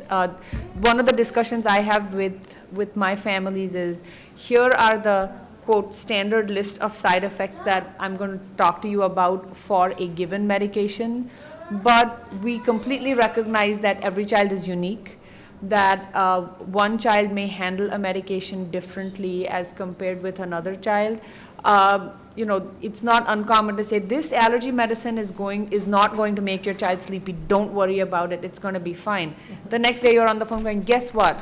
My child slept for 12 hours. You said this is a nonsense, and that is true. The way our bodies, the way our brains, the way receptors in brains handle medications can be very different.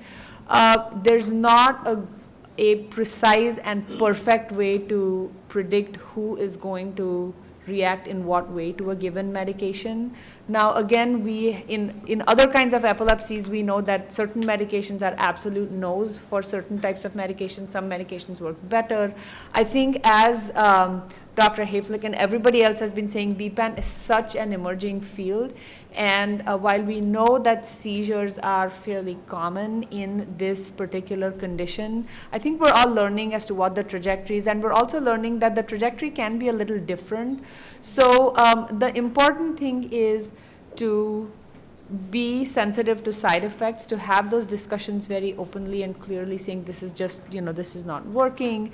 I also want to, just shift the discussion to seizures can change over time just in kids in general. As we've talked about, their brains are growing and developing, albeit at their own trajectory in their own way. And as these brains grow and develop and form new and different connections, their tendency to have seizures can change. And again, being, sort of having that on your radar screen or your doctor's radar screen is important to be aware of that shifting landscape. Sometimes if the focus of a seizure, that is of the place in the brain where the seizure starts from, is a little deep, the EEG that you're recording from the scalp might not pick up that deep focus. So it does not mean that it's not a seizure, but yes, they can escape detection by a scalp EEG. Just want to make sure it was just such a rich description. I want to make sure I've answered all your questions. Yeah, thank you. Great. Thank you very much. Just say something? Yes, please. I think a lot of the things that Dr. Joshi was just saying are really important, just to highlight from a general sense that you all are the experts in your child. And that is something that I try to teach all the learning doctors underneath me, is that one, a caregiver of a patient that has especially a rare disease that has a wide range of presentations and severities, to really listen. And so I want you guys to feel empowered to really keep records, if you can, of when you do medication changes. Because as clinicians, we are making educated guesses, and that could be an antibiotic or a seizure medicine or an allergy medicine or whatever it is. We take the information that we have and we try to make the best guess for that patient for that symptom. And we are so reliant on you all to come back to us and say, hey, here's what we noticed this day. Here's what we noticed 2 weeks later. Some of these medications, you're not going to see the same changes. And you may think, hey, we've got this new problem. And then you kind of have to look back, and hopefully your doctor, whoever you're speaking to, will be able to say, Well, let's think about that in terms of what changes we've made in the last weeks or months. But keeping those records and really feeling like you have a voice, you need somebody who can listen. If you, not all neurologists, as wonderful as they are, but just personality-wise, are going to listen maybe as well and think as carefully. So just really feel like if you have something, and maybe it's a sleep thing and you see a sleep thing and nobody's bringing up the sleep thing, but write those down so that you were like, when I go in, because you go in and then you forget to ask a question. Just keep those records and really feel like that is your role. You are the advocate.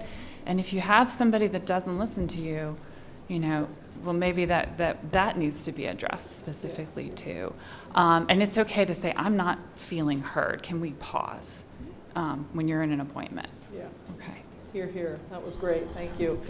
One real quick thing, you don't have to treat every single seizure, and that's one approach that I usually take is this, well, one, we don't think of a single seizure as hurting the brain, but if you have enough burden of seizures, then it might impact development or quality of life. And then we do worry about kids who have lots of frequent convulsive seizures at being higher risk for having sudden unexplained death and epilepsy or SUDEP. So we take all those factors in mind, but if they're self-limited seizures that don't seem that disruptive and the risks of medication seem to outweigh the benefits, then oftentimes there are times where we don't treat. Yeah, so what you're hearing is a very kind of individualized treatment plan. So I wanted to just make a comment from what Kirsten said, which is that BPAN's only part of what who your kids are and what your kids have, right? They're part of you and your spouse. They are themselves, both genetically and their experience in the world. And so there's a lot of other factors that go into the variability of who they are, how they respond to medication, how their disease goes, how they learn, all of those kinds of factors. And maybe I can use that as a segue. I'm going to get a little bit out of order here, but use that as a segue to ask particularly Kirsten and maybe Jenny also to talk a little bit to the group about, so people with BPAN have, and their families and caregivers have sort of daily challenges around management of things like communication. Many of the BPANers are nonverbal. Not all of them, but many of them are nonverbal. For some, they're disabled to a point where it's really hard to communicate and very hard for a family or dedicated care providers who know the individual well to know if they're in pain, to know if they're suffering in some way. And then also, because I think it's sort of in that sort of discussion is for helping sort of to manage just day by day sleep issues, which are very common in BPAN and very disruptive, as you would imagine, to a family. How to help maybe give families ideas or resources or tools for just the day-to-day quality of life for their family member and for their family. Yeah, so maybe Kirsten and Jenny, if you could, and anybody else who wants to speak to it. Okay. All right. So there was a lot of things I think that you just brought up there. So I'll try to touch on some of them. I think kind of going from just the day-to-day difficulties, it is extremely isolating to have a child that has really any kind of neurodevelopmental issue. And specifically when you have a much more rare disease, like you all are facing with your families, so much more that's true. I think conferences like this are probably really impactful to bring those communities together. But then you all go back to where you live and you might be the only person in your community that has anything related to the specific disorder. But a lot of the things and the symptoms that are being addressed here, I mean, certainly epilepsy is much more common than any brain iron accumulation. And general neurodevelopmental delays and limitations are as well. So finding a support community if you can is, through this conference, but through other groups can be really, really helpful. Figuring out where you can ask for help, things that other people can do that may want to love and share their time and attention with you, but are overwhelmed by the idea of trying to help you care for a child or a young adult who has, maybe medical needs or tendencies or their communication disorders that make them a little bit more tricky, to sort of step in and get some relief. I mean, getting somebody to mow your lawn or pick up your groceries or anything that's kind of a normal activity they can do.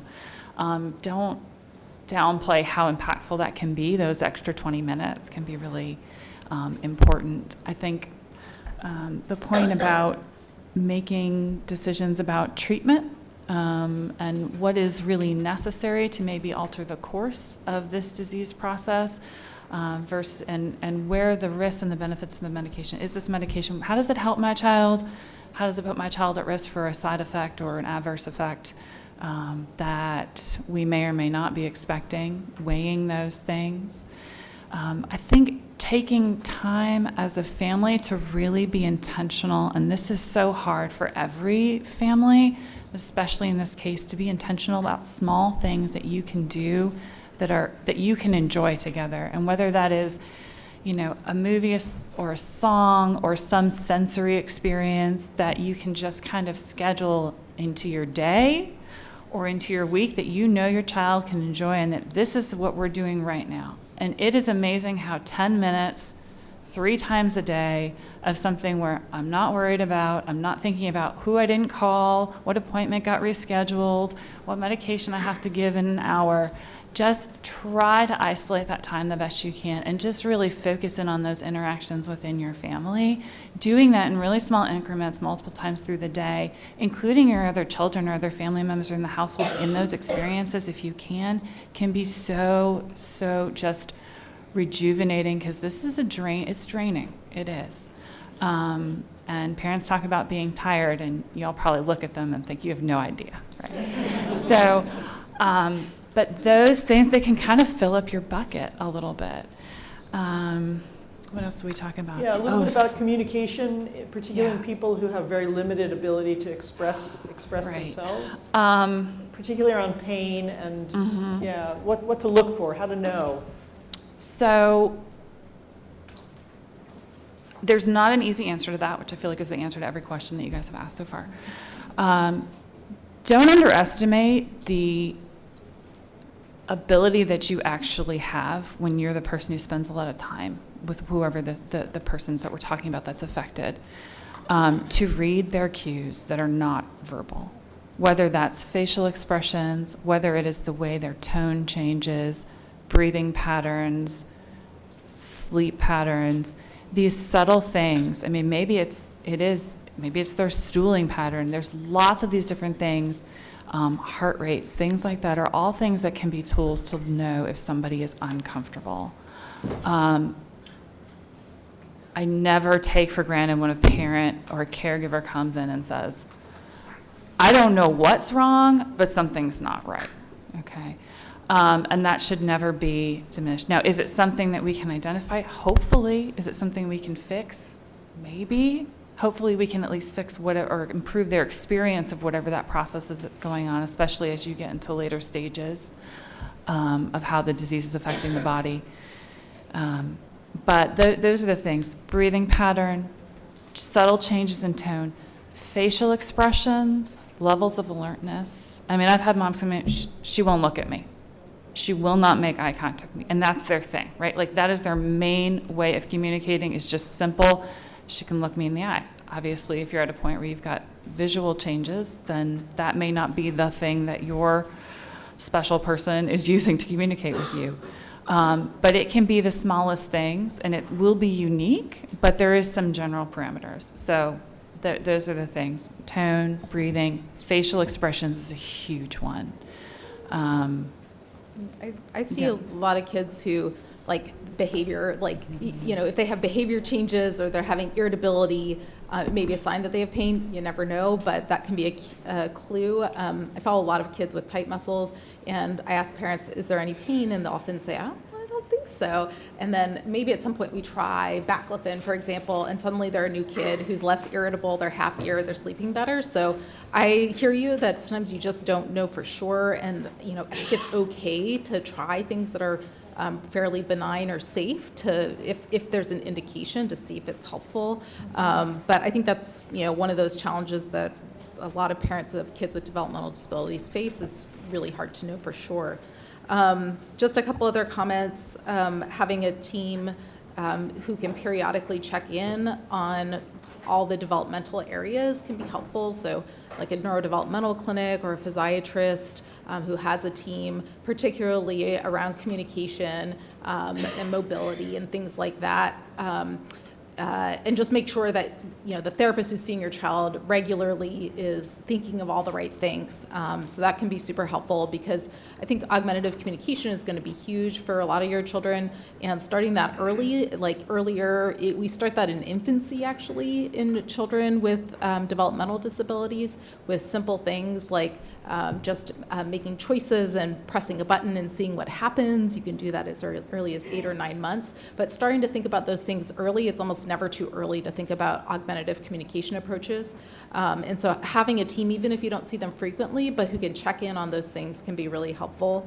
And then let's see, this sleep question, that's a really broad question. And I think my general approach, and take it or leave it, is one, I always think about things that affect typically developing kids as well. So could there be a problem falling asleep because there's a sleep association? Like every time they fall asleep, it needs to be with mom there. That can cause kids to wake up and not be able to put themselves back to sleep. So even though that's something we see in typically developing kids, it can also be present in kids with developmental disabilities. And the approach to that is to break that sleep association. So that's one easy thing to think about. And then a lot of environmental stuff you guys are probably already doing, like having a sound machine and things like that. And then medications came up on the question list. So other than melatonin, everybody loves melatonin. It's an easy starting place. Everybody's comfortable with it. And then it's going to depend on your doctor and what they're comfortable with. I think a lot of people try clonidine and gabapentin as fairly safe options for kids, and then some people will use trazodone. Once you start getting down that list, though, you start heading towards needing to see a sleep specialist, and who's really got a lot more expertise in that area. And then the question about the sleep study, and you guys probably have input on that as well, but I think if there is a lot of nighttime wakening, it is something that we think about. Could there be sleep apnea that's provoking that? Or if there's a lot of movement at night, could there be restless leg syndrome and periodic leg movements that might lend itself for treatment with something like iron supplementation? Wow, I just spewed out everything. So I was just going to add a couple of things. I think to speak to something that Kirsten just said, I heard this at another meeting, the power of one. We think about, in the world of clinical trials and studies, we think about, we want to power these studies with a lot of individuals in a study, but there is the power of one also, and that's you. You are the advocate for your child. You know your child better than anybody else. I see these kids once every 3 months for half an hour. You're with these kids 24/7, and not just with the BPAN kids I follow, but with all my epilepsy kids I follow. I think for me, I learned the most from them and from their families, because they are all unique. We will talk about, this medication has this profile. We really typically don't use it in this situation. We're just trying it over here to see it's got a low side effect profile if it helps your kid. If I get a call saying, "Nice try, Dr. Joshi, it didn't work," that maintaining that line of communication, but recognizing that you are the advocates of your child and you're on the front line. So that should be really empowering. Thank you.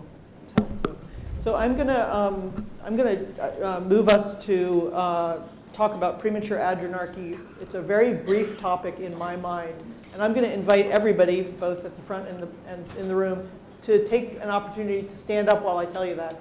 And if you don't want to, that's fine. But if you just want to stretch your bones, because we've been sitting for an hour and a half, or actually more, it's a chance to stretch your bones. So feel free to stand. Feel free to stretch. Please don't mosey around too much, because I'm going to then ask you to sit. and we're going to get back to it. But I'm going to talk while you're standing up and stretching. So we actually, it was at the BPAN meeting, maybe the last BPAN meeting, we saw a huge number of BPANers and suddenly became aware that there is an increase in early onset of signs of puberty. Now, puberty is a complicated thing, as you all know, having gone through it. It's a lot of different hormones coming from different parts of the body that do different things. What we now know in BPAN is that the kids almost uniformly, probably not all, but almost uniformly, don't actually have true, complete, premature, precocious puberty. That is, they don't have breast development early for the males. They don't have testicular enlargement early. What they have is what's called premature adrenarche. So it's a fancy name. It means that whatever the adrenal glands do, which sit on top of your kidneys down here in your belly, your adrenal glands have a role in puberty. And what they do is specifically two things. They give you sweaty underarms, and they give you, and sometimes feet, and they give you pubic hair. It's kind of a weird combo. Sometimes axillary hair, but mostly stinky pits and pubic hair. That's what your adrenal glands do. You'd think maybe we could all do without them. They actually do quite a lot of other important, maybe more important things. What we see in BPAN specifically is premature adrenarche, early stinky underarms, and I'm meaning like a 3-year-old can have the odor of an adolescent, and that's just in the general scheme of things not so common.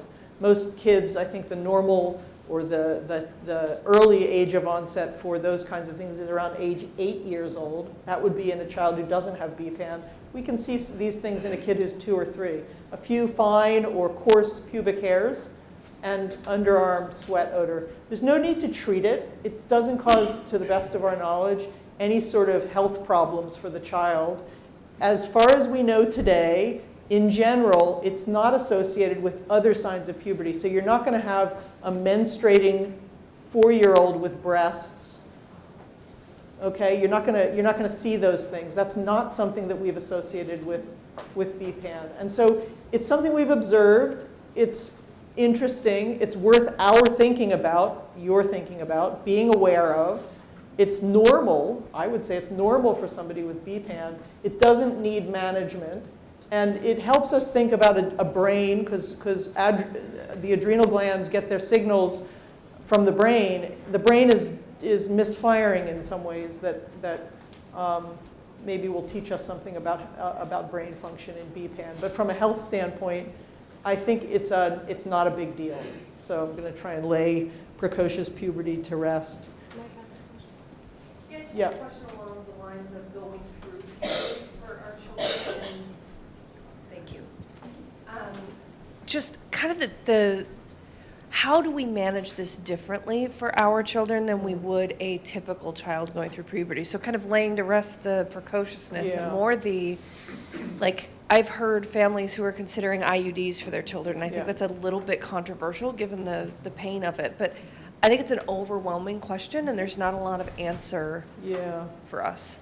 So I can speak to one part of that, which we've addressed with quite a few of the families that have come to see us in Oregon. So if your child is female and she is at a stage where she's menstruating and is quote, at risk of becoming pregnant, that is, she's able to conceive, we talk to families about the individual's situation and whether there is any chance for that person to be, you could say taken advantage of, you could say abused, you could say raped, somewhere in that spectrum, whether the family wants to consider contraceptives.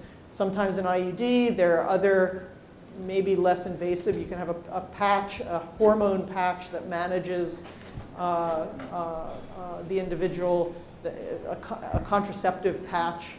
There are other ways to manage it, but that's actually, for me, it's a very important conversation for physicians to have with families, so the families can make informed decisions about what's best for their family member.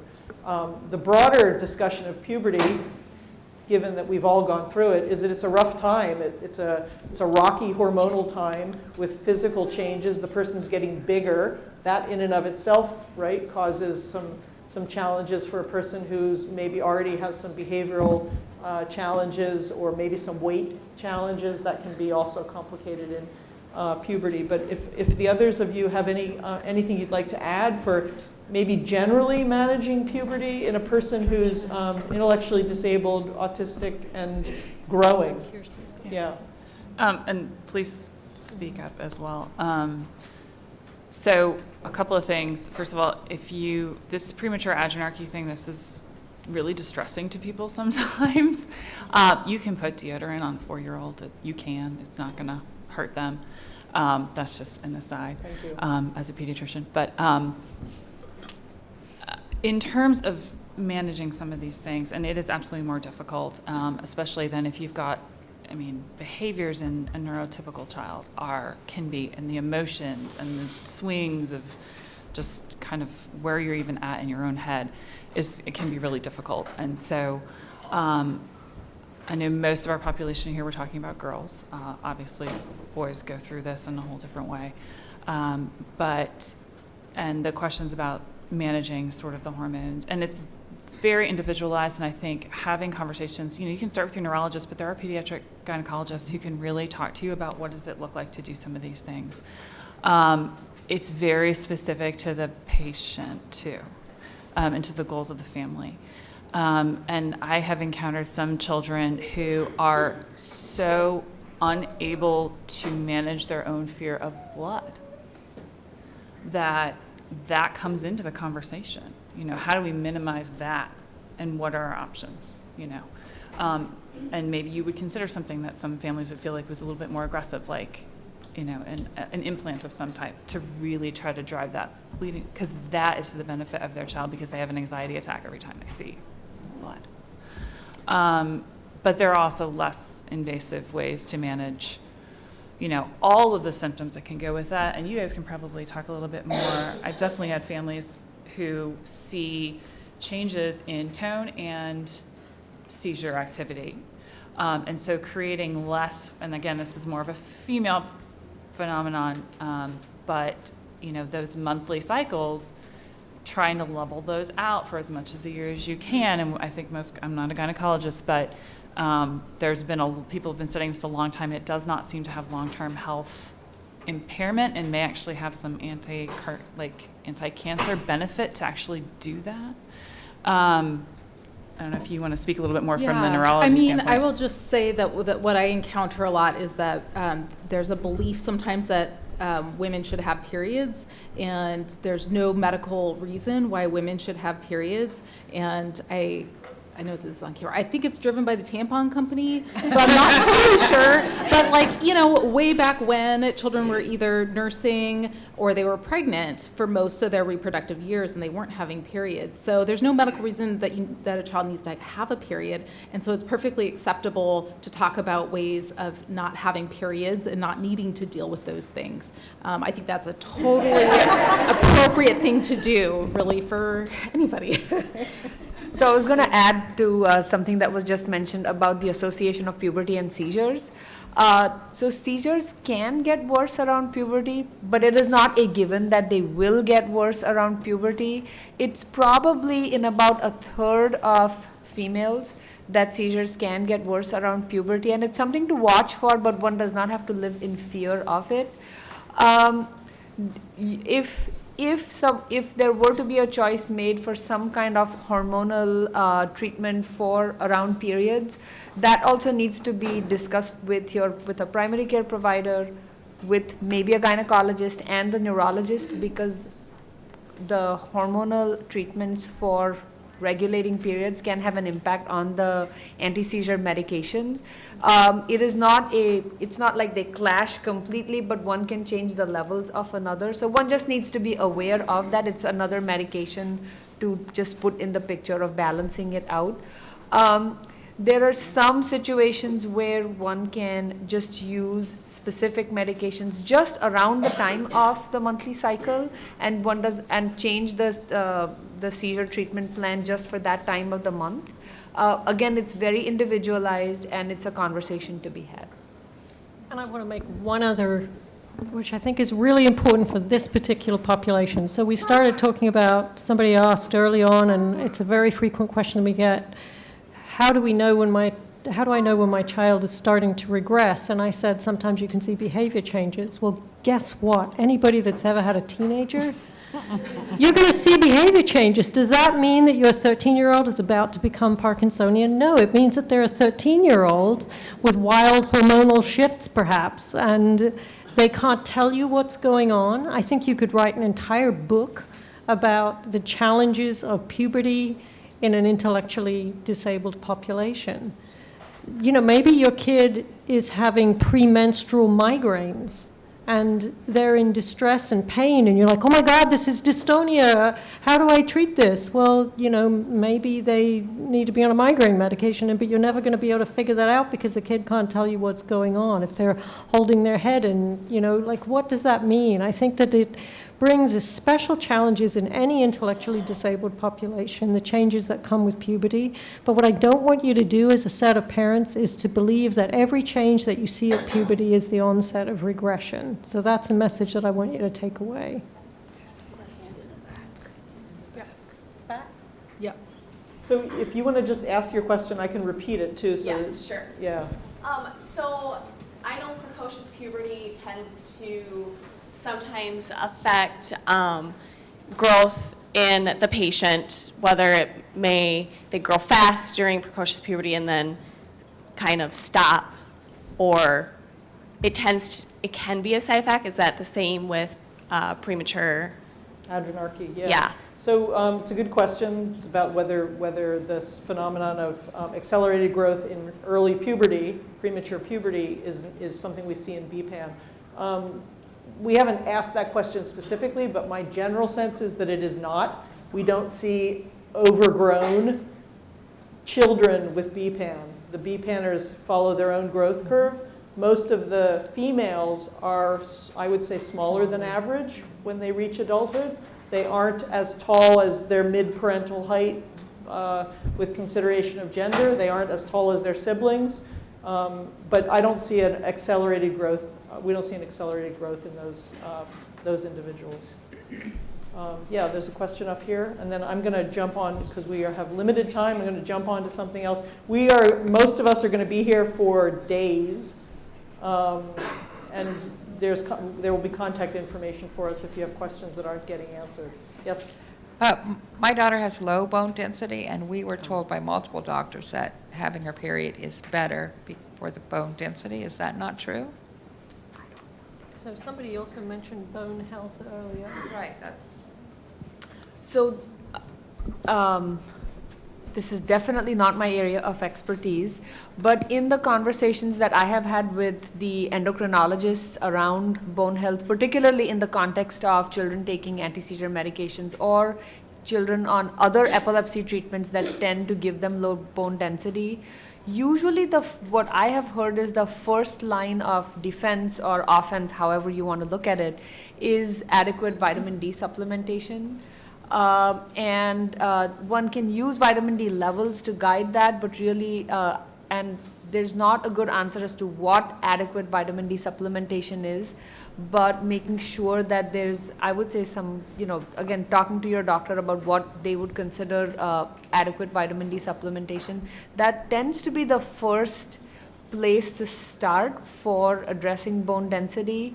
But if that is something that's a bigger and more chronic and serious issue, that would be reasonable. That would be reasonable grounds to get an endocrinologist involved also, because that can be associated with problems down the road. Yeah, so that may be worth a consultation with an endocrinologist if there's some uncertainty about it.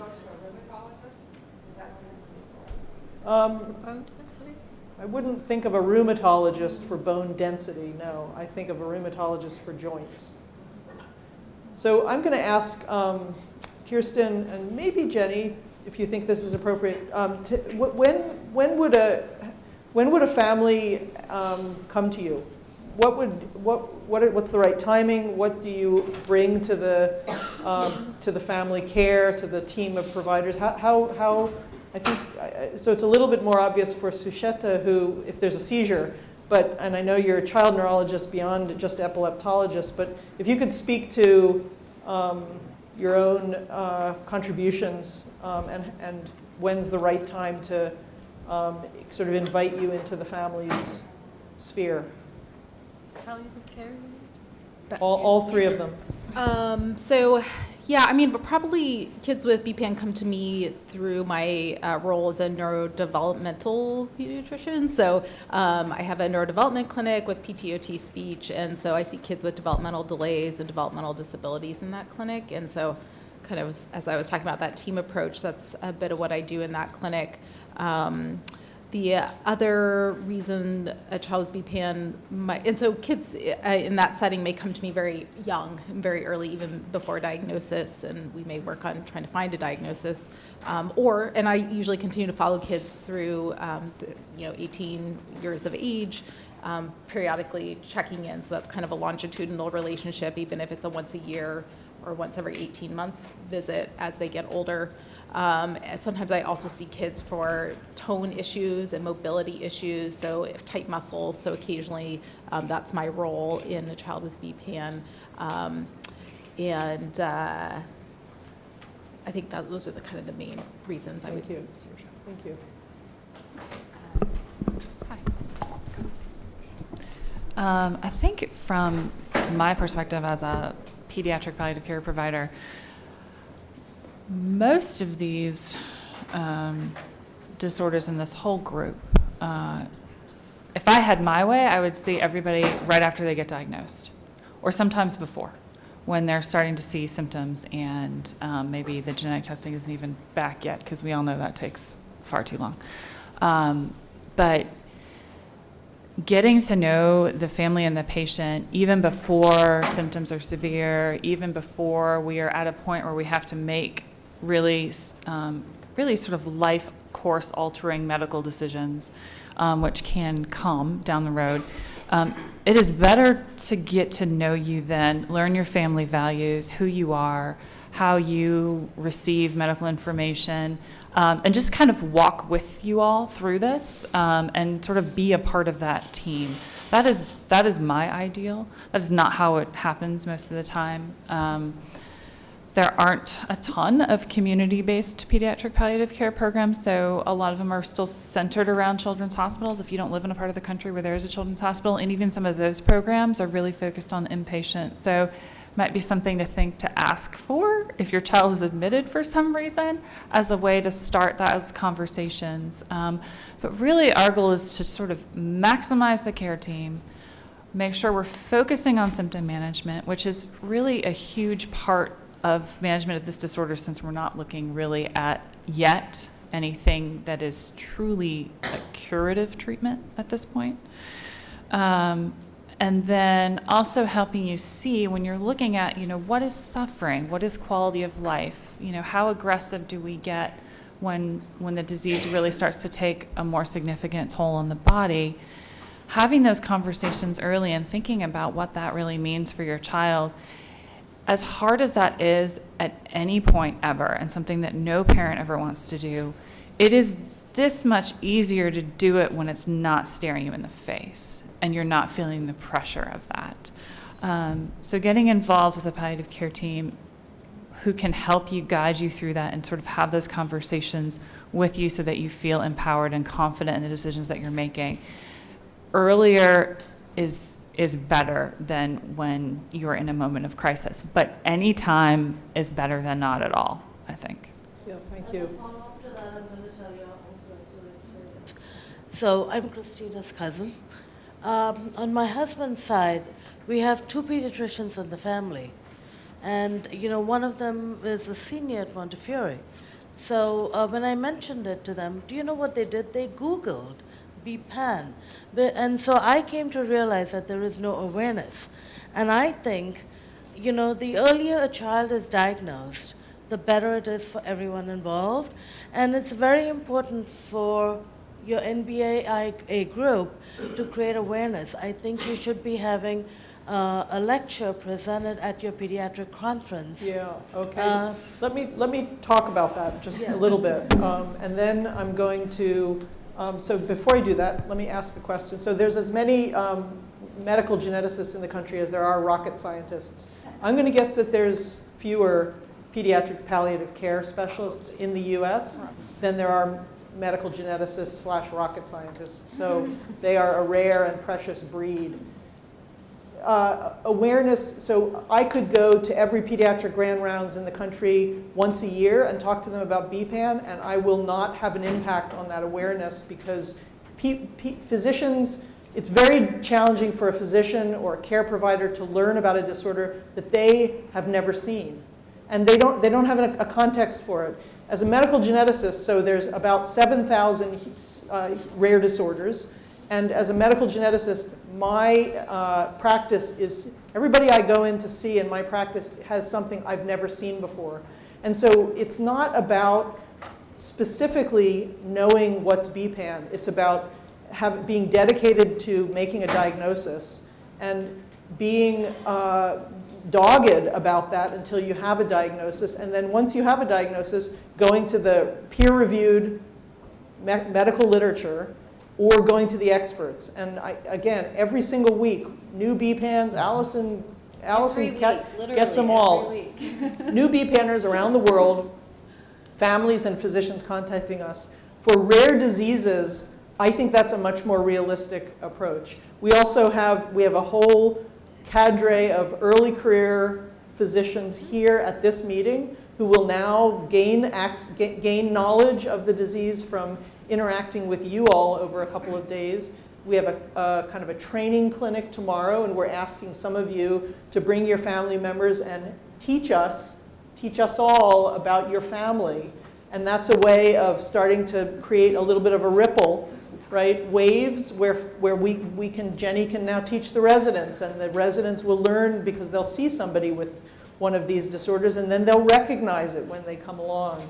BPAN in particular is kind of non-specific when the kids are young, and it's really hard, without a genetic test, it's hard to make that diagnosis. So, and as a follow-up to that, I'm going to say one last thing. My husband has been diagnosed with PLS, which is another neurodegenerative condition, and we know how frustrating it is. But thank goodness we're in Boston, and we went to Mass General Neurology, and they write on diagnose. But there are so many other people around that don't know, and so that's why I speak to awareness.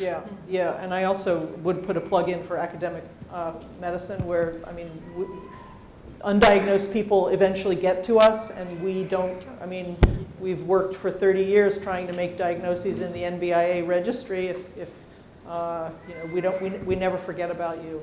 Well, I think there's one other thing to think about, which is what I've seen more recently.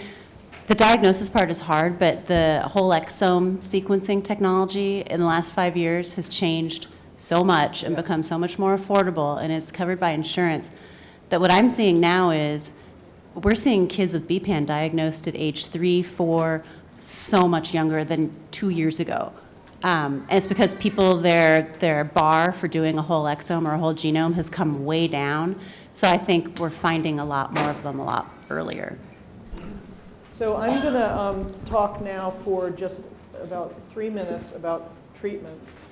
So not about management, baclofen doses, et cetera, but about kind of where things are with treatment. We have a session, I think Saturday morning? The whole structure of the meeting is different. So Saturday morning there's a 8:30 to 10 a.m. I think session parallel for each of the disease groups. BPAN will be in one place, PCAN elsewhere, MPAN somewhere else, and some of us will be circulating through those for some period of time and answering research questions. And so there will be another opportunity. Those sessions are largely for families to talk between themselves. So I want to talk briefly about iron, and then I want to talk about gene therapy, CRISPR, stem cells, those kinds of things, where things are. So the way we think about iron today in BPAN is that it is a side effect of the disease process. It's also a side effect of the Parkinson's disease process in people who have garden variety Parkinson's disease. It's also a side effect of the disease process in multiple sclerosis. they get iron accumulation also. It's not the primary cause of their diseases. Those are not NBIA disorders. This is an NBIA disorder because the way we first noticed it was people like John's family, families like John's came to us with iron in their brain.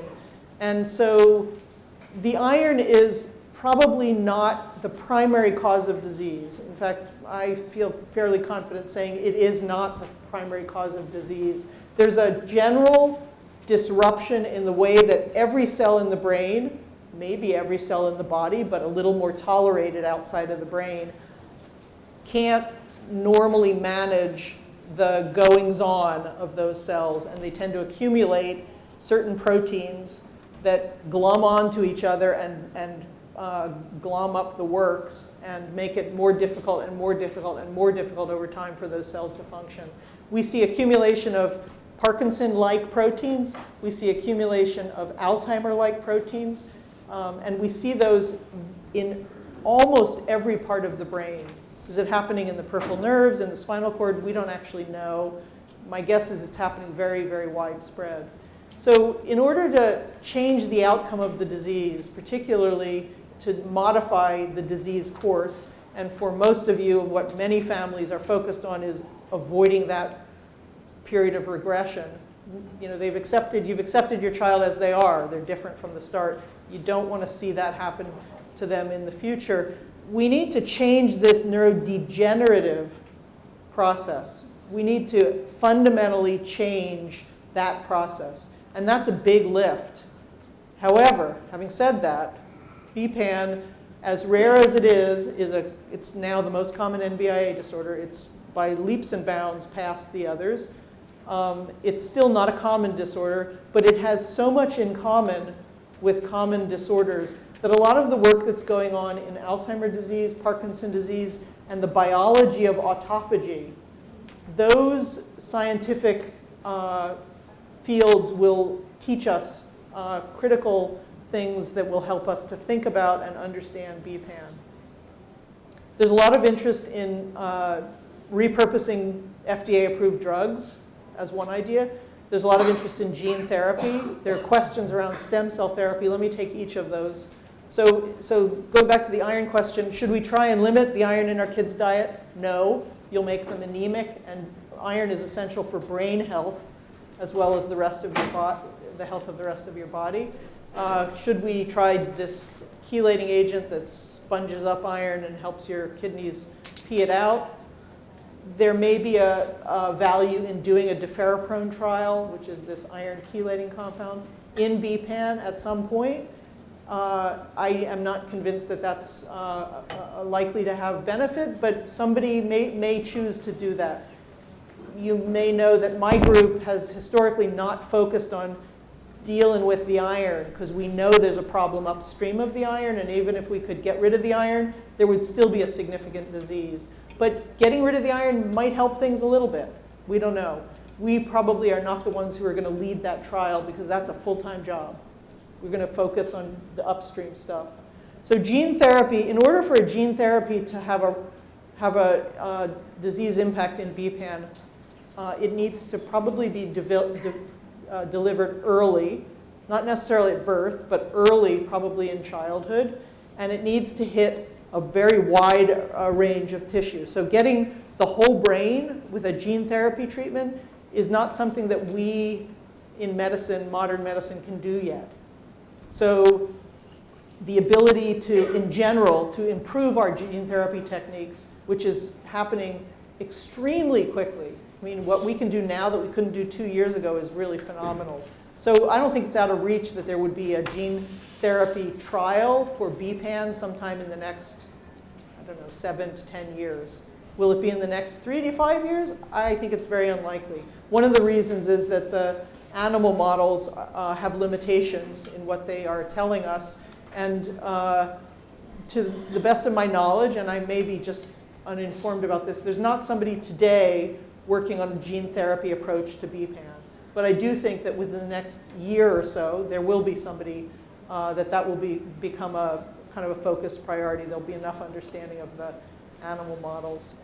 Stem cell therapy, I think, has no clear benefit for any neurodegenerative disorder in humans today, and I don't see stem cell therapy as the path forward.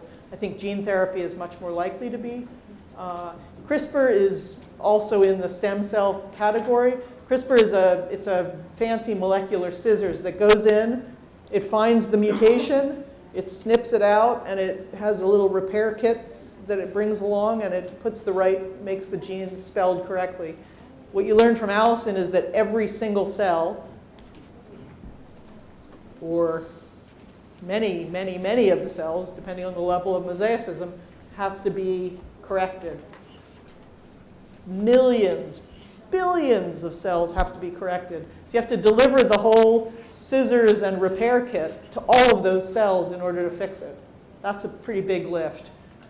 We also aren't so good at making sure CRISPR only does what it's supposed to do. Sometimes it goes over here and cuts a little back here. And so you don't want cuts somewhere where you don't want cuts. So CRISPR is not there yet. Will it be there in 5 years? It might be. That's my view of sort of where things are from a treatment standpoint.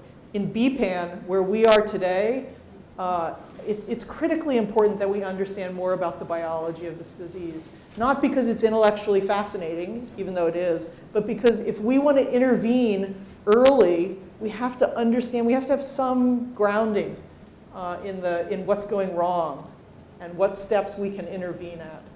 A gene therapy approach is agnostic, if you will, to what the problem is. You just put the right gene, the right spelled gene back in. But it's technically a really challenging problem to get it into all of those cells. Maybe it doesn't have to go to all those cells. Maybe it just has to go to the Parkinson-related cells. We don't know. Those are really important questions. We need a good system, a mammalian animal system to study that in. There are mouse models, but I think that they're still in development. They're still needing development. There's interest in making other animal models for these kinds of studies, and those will be critical resources used to advance ideas and promising approaches like gene therapy. There is a group in the UK that has taken fibroblasts from some of your kids and turned them into, they've reprogrammed them to become stem cells and then made them into neurons. And they're using those in a high throughput kind of capacity to screen drugs. And that's a project that was funded by the NBIA Disorders Association, and at least with pilot funds, and is now starting they've built the system, right? That took probably 2.5, maybe 3.5 years, and now they're starting to do some of the screening, and that group, I think, will be putting out a publication about that work shortly. In the few minutes left, I'm going to turn it back over to Allison and ask her to talk to you about the BPAN Ready study. One of the ways that we make progress in this disease and in the other NBIA disorders is that we invite you to contribute to research. We wouldn't have found the gene if the Stretters and other families hadn't donated samples. These are the ways, the very tangible ways that you all can help us move things forward. And it might be hard to see how that project is going to help things, but it's going to lay a foundation for us to know what is BPAN without a disease-modifying intervention, so that when we try to bend that curve to modify the disease, we know if we've done it, right? We have to know where we're starting. It's really, really important. Not very sexy work. It's really hard to get funded. The NIH won't fund this kind of stuff. This is one of the things that family organizations, I think, are ideally suited to help support. So I'm going to ask Allison to step up and talk about this.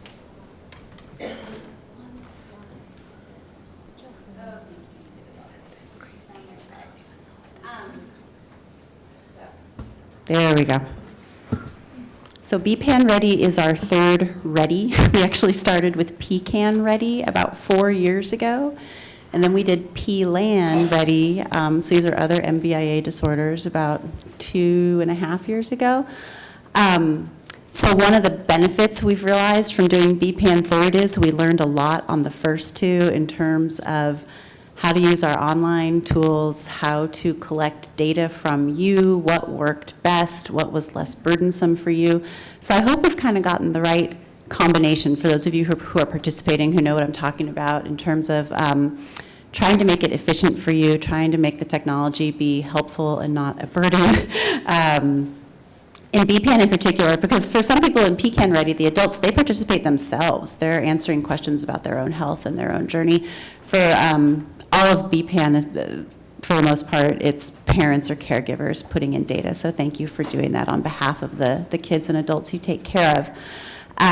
So we are just coming up or just past the 1 year mark for this study. We started it in May 2018. It's what we call sort of a virtual, an online, or a phone visit every 6 months. So some of you are just coming around to your second visit, which is then a full pass, because we sort of alternate. You might do different measures or different what we call patient-reported outcome measures at the 6 month mark than at the 1 year mark. And then you'll start to notice as you go deeper, the pattern is going to repeat, because what we want to get are data points over time to measure change. So I think when you first enroll in the study, you do a Vineland adaptive behavior scale for your kids. Well, you're going to repeat that in a year. And what we're looking for is 5 years of data to see what's changing. And that Vineland you can break down into subparts, and we can really do a deep dive into trying to understand BPAN a little bit better. We look at a combination of BPAN milestones. So those are milestones we developed based on our knowledge, on our experience with BPAN, and I think I'm safe in saying we have more experience with BPAN than just about anyone else in the world. But when you go through those milestones on the phone with Allison or Katrina, we developed those, 2 years ago at the meeting. That was when the light kind of went off about, oh, there's precocious adrenarche going on here. There, people are telling us about things happening really early.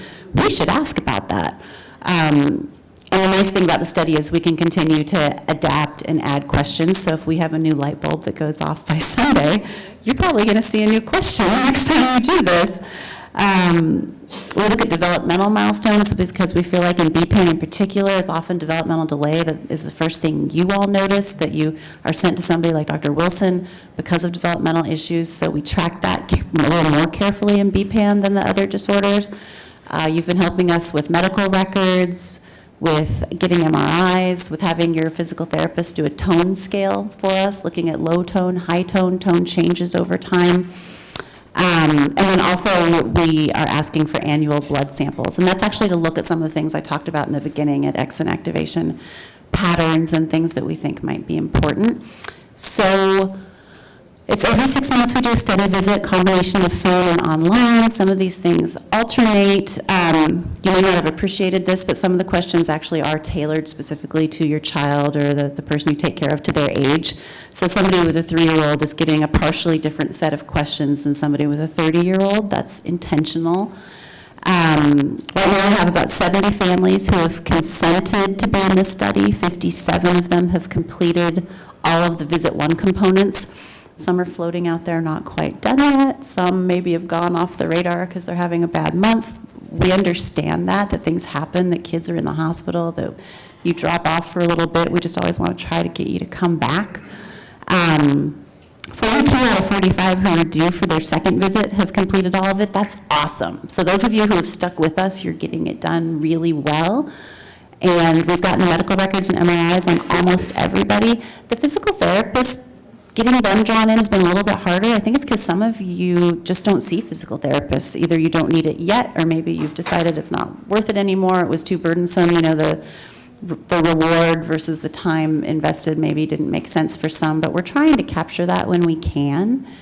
So I think the other main thing I wanted to point out is because these meetings happen every 2 years, it's an incredible opportunity for all of you to support each other, to get information from us. We also see it as a huge opportunity for us to have you all in one place when we think about collecting things like blood samples or data. It just makes sense because funding is so hard to get for these disorders, and if we have you all in a room like this, we're thinking, oh my gosh, they're all here in one place. So room 5 is sort of our research headquarters for today and tomorrow. If you're in a BPAN Ready and you have never given us a blood sample, your child has never given a blood sample, we probably already sent you an email about this, but please come see us in room 5. You're already all consented for that. We have a pediatric phlebotomist here who specializes in kids, who is willing to help out with that, and it's just a really efficient way to get it all done, and then we ship it all back FedEx tonight to our one person who's still at OHSU waiting for them, who will get them tomorrow. So the logistics are all worked out. And if you're not in BPAN ready, we've got iPads set up waiting for you to enroll down there. We've got somebody who can sit with you and help. We can do whatever we can to make it easier, answer questions about what you're getting yourself into if you're worried about that. But I think just having you all here, we don't want to lose that opportunity to really drive the research as much as we can, because that's ultimately what's going to help all your kids in the long run. And this isn't just, you know, to give you some real goals here. So pretty much for every rare disease, when a promising drug that changes, that has the potential, is a putative neuroprotective, or a drug that has the potential to change the course of the disease, to affect the fundamental biology. We're working on that part in the lab with some of the samples you've given us, and so are our collaborators around the world with whom we've shared those samples. But when a drug comes along, I will tell you, the FDA always wants to know, do you have a natural history study, a prospectively collected data natural history study?